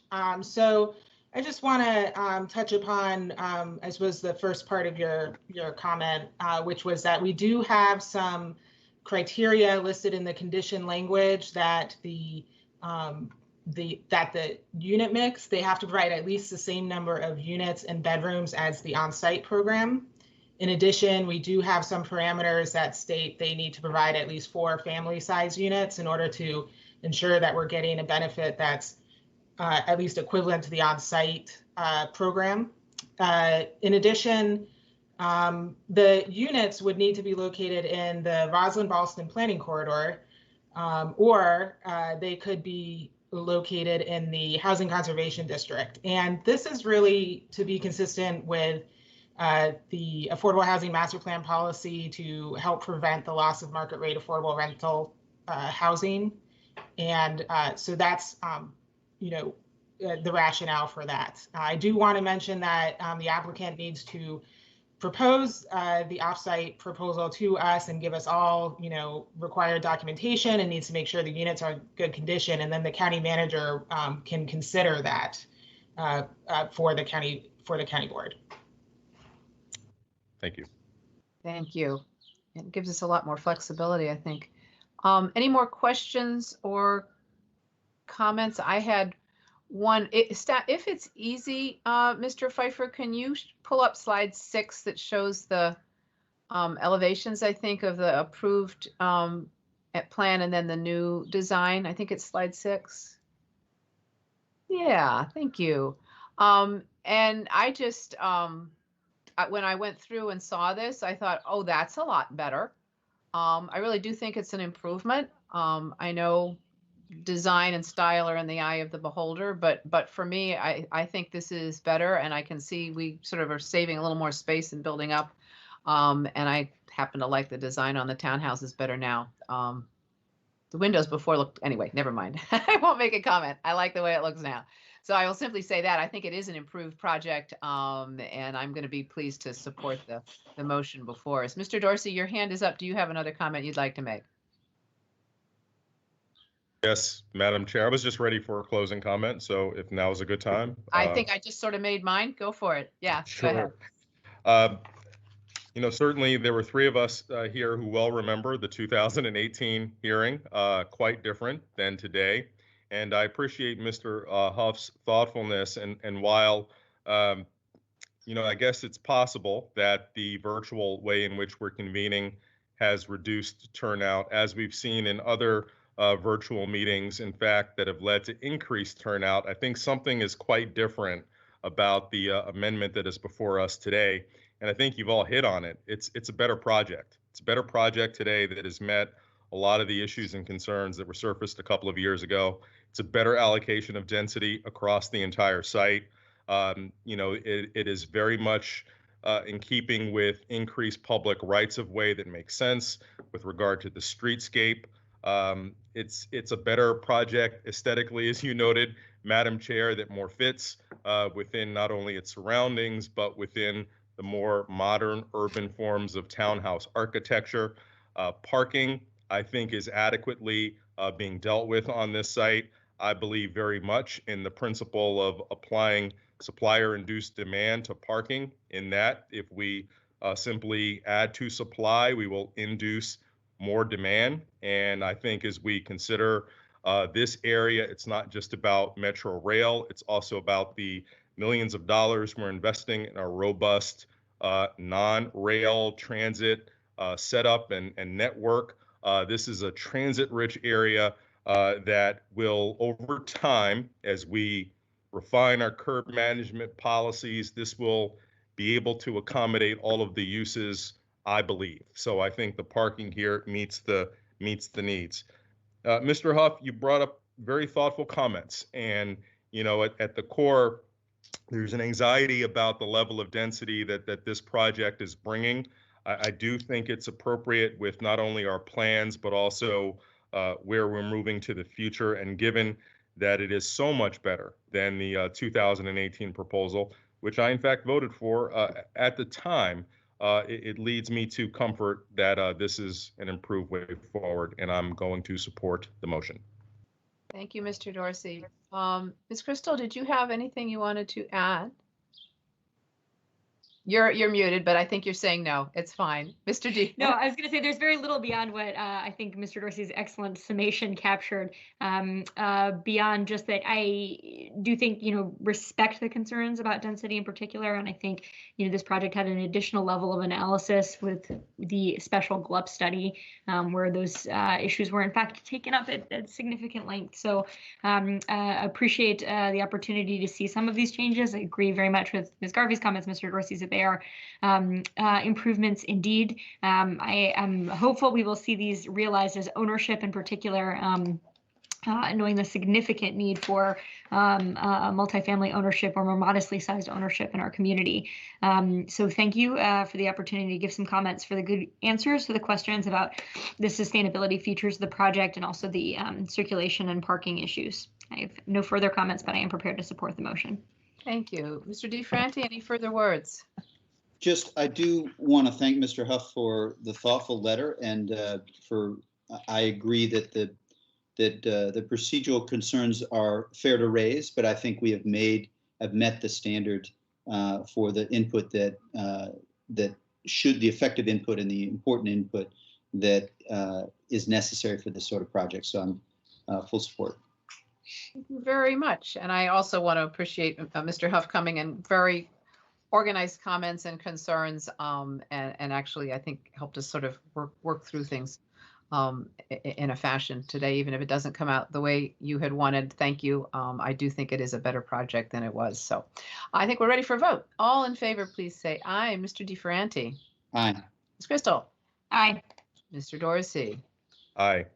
Ms. Garvey. Aye. Motion passes 4-0. Thank you. Thank you all very much. Thank you for our speakers, staff, applicant. It's a good looking project. I think we're ready for the next item. Would you like to call that, please, Madam Clerk? Yes, item 34, U 351618-1, use permit amendment for an increase in design capacity up to 150 seats at the Arlington Career Center located at 816 South Walter Reed Drive. Thank you very much. Mr. Schwartz, I think this is over to you. Thank you, Madam Chair. We have with us this morning Kevin Lamb from CPHD Planning, assisted by Rob Gibson of DES Transportation, and I also believe we have the applicant available. So I will turn it over to Mr. Lamb for the presentation. Thank you, Mr. Manager. Good morning, Madam Chair and members of the board. Again, this is Kevin Lamb with the Planning Division. I'm just going to go ahead and share my screen right now. And yes, I'm also joined by the applicant, Arlington Public Schools. So this is a use permit amendment to request an increase in design capacity for up to 150 seats at the Arlington Career Center located at 816 South Walter Reed Drive. To support the planned enrollment increase of the Arlington Tech program this fall, Arlington Public Schools will perform interior renovations to convert the second floor of the adjoining Columbia Pike Branch Library into classroom space. There are no proposed changes to the facade of the building. As a result of the renovations, the total Career Center design capacity will increase from 800 seats to 950 seats. While its existing functions will be consolidated to the first floor, the library will be modernized with new technology, furniture, and equipment that improves the delivery of current resources and programs. During the renovations, which are anticipated to last for approximately 3 to 4 months, the library and its programs and services will remain closed. Due to financial costs and the short-term nature of the closure, there are no plans to set up a temporary library location. While all in-person library services have been closed, as you may know, due to COVID-19, currently residents are able to access expanded online collections from home, as well as connect to the internet via Arlington's free wireless hotspots at select library parking lots, including the Columbia Pike Branch Library for the time being. The bookmobile may also be an option if social distancing guidelines can be met by staff and patrons. If in-person library services do reopen during the renovations, residents will be able to access other nearby branches, including the Shirlington, Aurora Hills, and Glen Carling branches, as well as the use of public computers at the nearby Walter Reed Community Center. Although the total number of parking spaces will decrease slightly from 250 spaces to approximately 243 spaces, upon completion of the library renovations, the site will be sufficiently parked to accommodate all the site's uses. To achieve the 243 spaces, APS is requesting a parking modification to permit off-site parking spaces. Following an administrative change to add relocatables to the parking lot back in July of 2019, APS began leasing 50 off-site parking spaces in the Ethiopian Community Development Council's parking garage located across the street, so across 9th Street South. Permitting off-site parking will help preserve the limited open space at the site, and APS will help mitigate any adverse impacts or parking disruptions through transportation demand management measures. So while the renovations were initially intended to be completed in time for the 2021 academic school year, due to the uncertainty related to COVID-19, the planned renovations have been delayed with a new anticipated construction start date of July/August 2020 and a completion date of late fall 2020. So in the interim, to accommodate the growing enrollment at Arlington Tech, APS is pursuing alternatives over the 2020 summer break to increase seat capacity, including minor renovations to add a new minor interior renovations to add a new science lab and right-size existing classrooms, as well as you can see here, the temporary installation of 8 additional relocatables on the existing parking lot. These changes will be processed as an administrative change separate from this use permit amendment. Students will remain in the additional relocatables until the library renovations are completed, as I mentioned before, late fall 2020. So in the event the relocatables will displace parking spaces and the required number of parking spaces cannot be accommodated on site, APS agrees to lease parking spaces off-site in an amount requisite to meet the parking requirements for the site. So the 243 spaces previously mentioned does take this into account as it covers the displacement of the on-site parking due to the relocatables. So in terms of community engagement, the president of the Arlington Heights Civic Association expressed their concerns with the temporary closure of the library in a letter dated April 24th, 2020. The AHCA is concerned because there is currently no plan for an interim library space at an alternative location, and they recommend creating and maintaining a pop-up library in the space in the Career Center lobby or in the Montessori building during the renovation. So overall, staff do recommend approving this use permit amendment.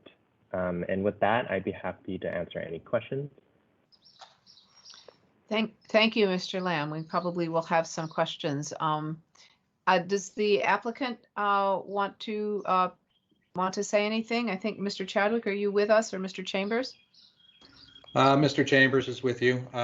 I think he covered everything, Madam Chair and Board. I think he covered everything relatively well.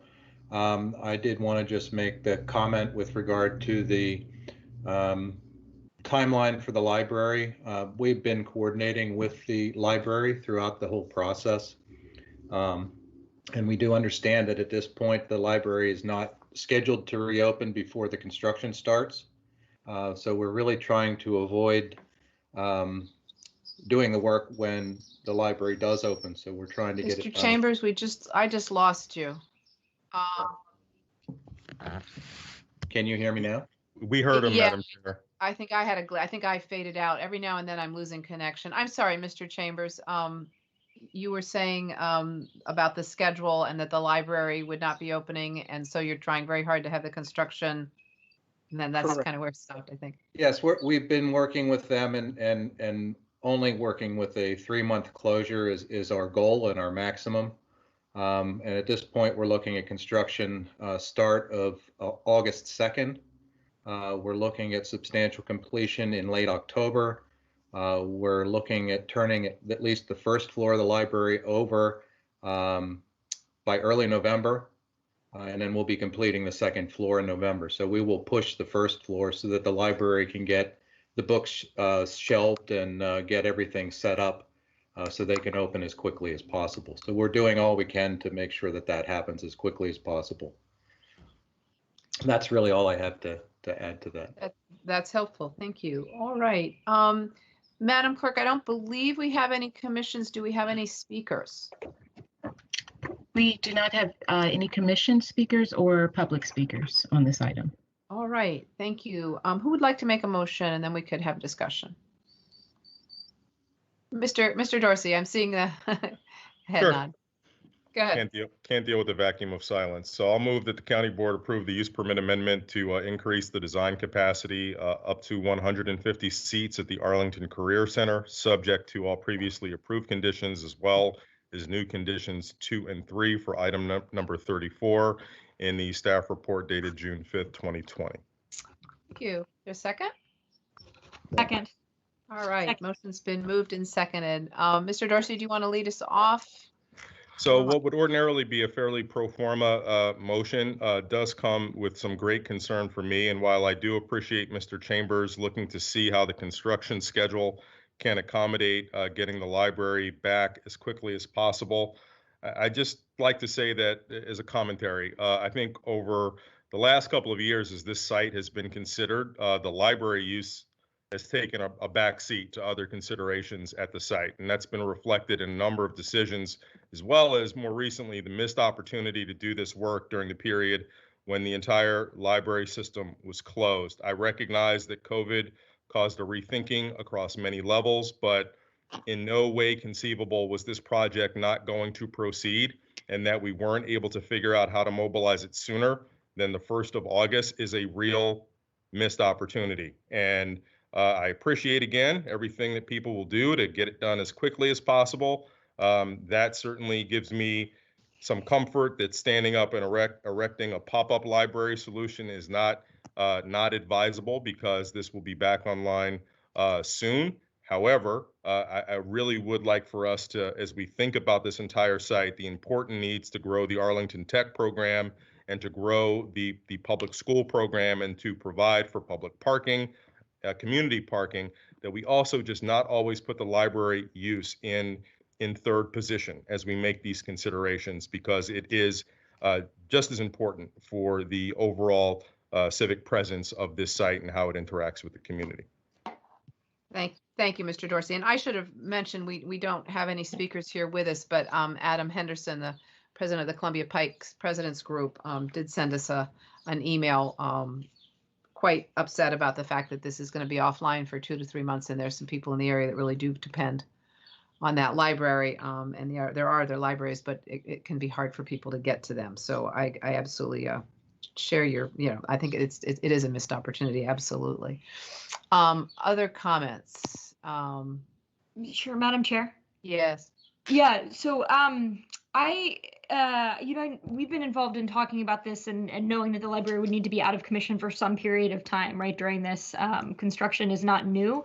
I think what is maybe a little bit new, and would love to hear Mr. Chambers just talk a little more about what led to this, is the change in timing, particularly given that schools are going to be doing other work on this site, namely the location of relocatables, sort of on the original plan timeline of these renovations. So could you just help us understand what's evolved from the original proposal to do this work over the summer? Yes, that's not a problem. I think that we, like everyone else, when COVID hit, nobody really knew what was happening. We had active construction sites actively going. This was not the only project we stopped. We did not move forward with the Ed Center because we were very concerned with construction starting and then having to stop, which may cause even a longer delay down the road, as well as additional costs to the projects. So we, APS, also not concerned with regard to funding and where we were. We really needed to take a deep breath. We were really pushing the envelope for getting the library bid and started on time because of the timing, as all summer projects are. They always are difficult in getting everything done up front.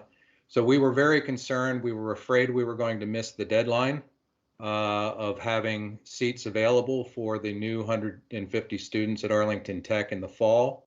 So we made the conscious decision to look at bringing the relocatables in, which we knew we could do in a shorter period of time. And then once we knew that the direction of COVID and the construction issues, proceed when we were assured the funding was available and that we would not have disrupted construction. So it was a conscious decision that we did make to pause because nobody knew what the conditions were going to be with regard to construction and the pandemic. Okay. I can respect that. I think probably we'd be considerably worse with regard to interruptions in service of the library if this project started and then stopped and we added another amount of weeks or months onto the closure. Yeah, I mean, I can say, right, this is my library, this is my family's library. I definitely understand the concern, well vocalized by my civic association president, about having it be out of service. I am, however, with this use permit, we haven't talked too much length about the actual designs, right, which we've done some presentations to the community and talked about. I do think they are exciting. I think they're going to be benefits for those of us who are users of the library at the end.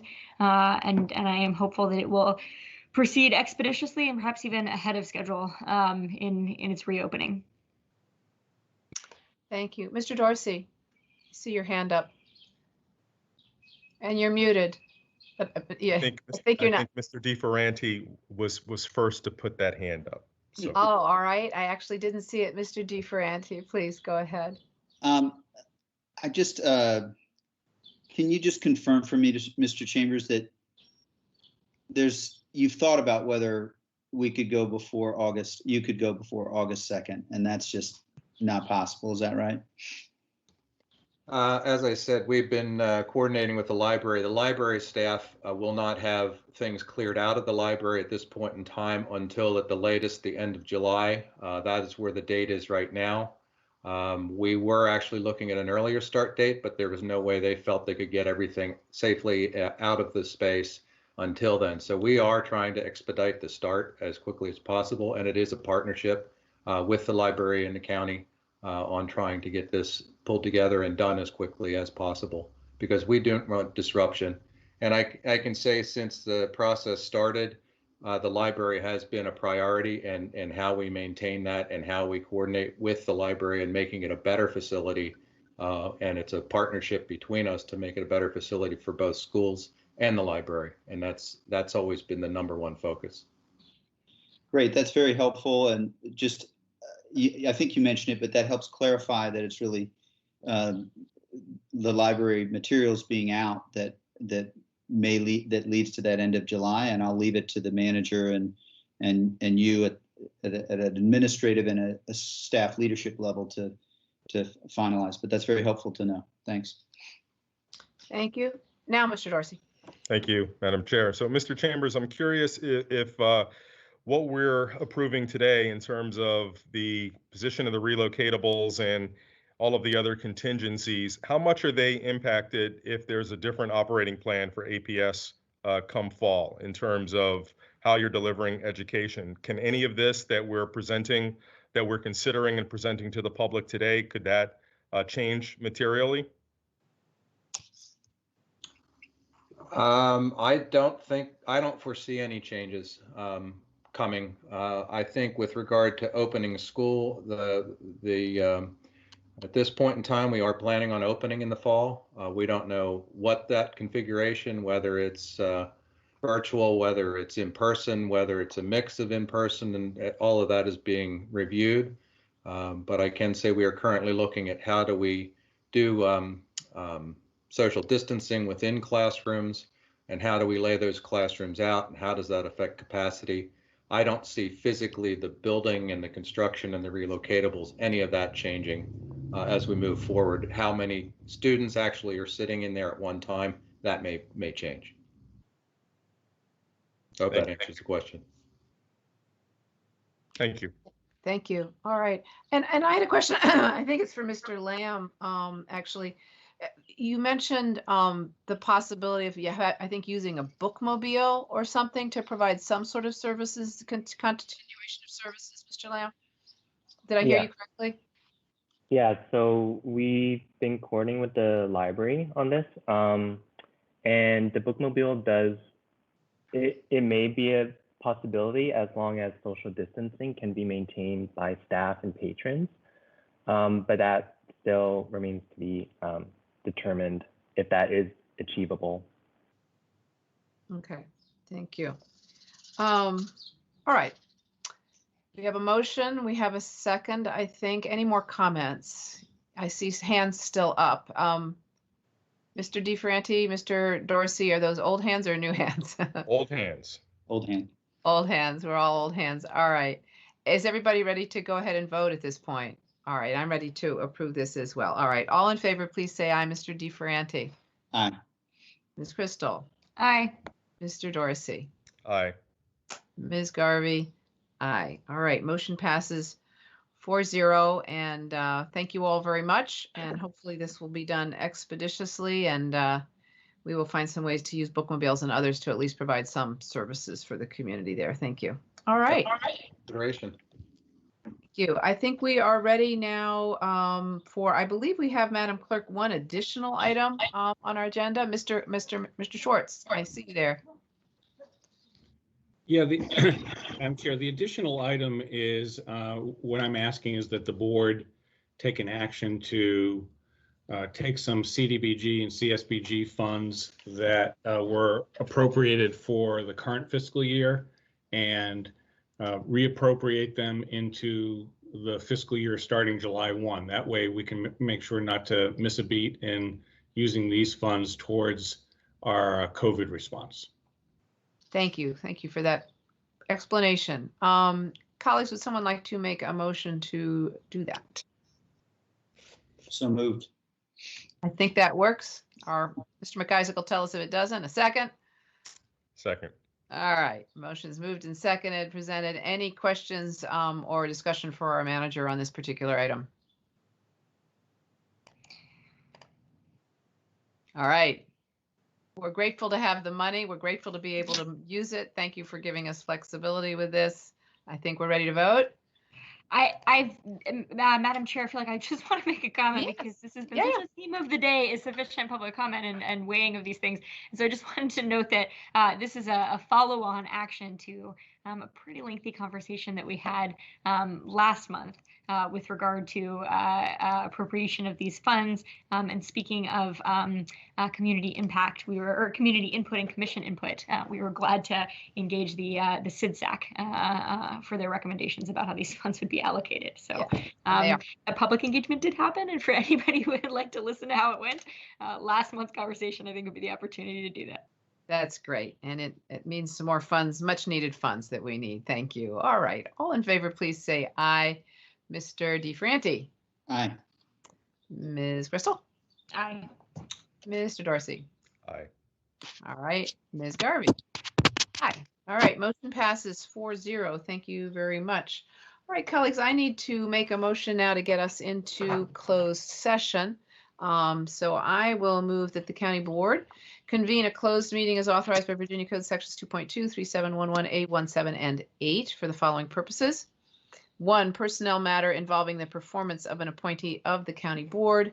Also consultation with the county attorney concerning case number 1.20-CV-01469 pending in the United States District Court for the District of Columbia. Also, consultation with the county attorney and necessary staff concerning the terms of the National Capital Area Mutual Aid Agreement and other agreements providing for the provision and receipt of mutual aid among local jurisdictions and federal government agencies and law enforcement and other circumstances. Also, consultation with the county attorney and necessary staff concerning the authority of the county board to prescribe the policies and procedures of the county police department, the authority to monitor and regulate the discharge of those policies and procedures by individual officers, and the authority of the board to establish processes for review of police-related policies and procedures and their application, and consultation with the county attorney concerning the county's exposure to liability for police-related policies, procedures, and activities.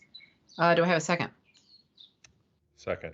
All right, motion's been moved and seconded. All in favor, say aye. Mr. DeFranti? Aye. Ms. Crystal? Aye. Mr. Dorsey? Aye. Ms. Garvey? Aye. All right, we are in closed session. Thank you, everybody.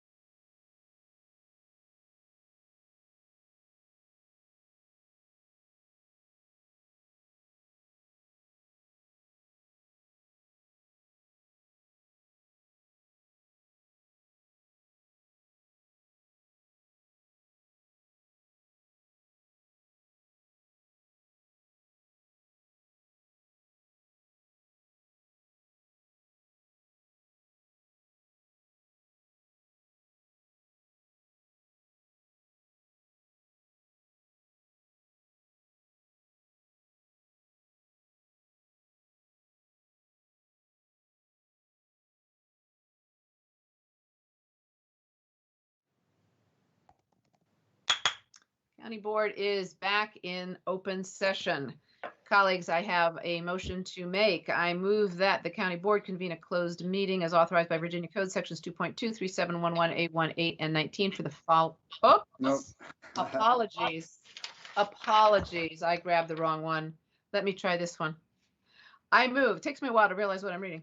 I move that the members of the County Board certify, yes, that at the just concluded closed session, 1, only public business matters lawfully exempted from open meeting requirements under Chapter 37, Title 2.2 of the Code of Virginia, and 2, only such public business matters as were identified in the motion by which the closed meeting was convened were heard, discussed, or considered by the board. Is there a second? Second. Second. Thank you, clerk. Thank you. Clerk will call the roll. Ms. Garvey, Yes. Mr. DeFerranti, Yes. Ms. Crystal, Mr. Dorsey. Yes. All right, motion passes 4-0. Thank you very much. Madam Clerk, is there anything more to come before the board today? No, there's no other business. Thank you very much. Colleagues, we are now recessed until Tuesday. Everybody have a good weekend.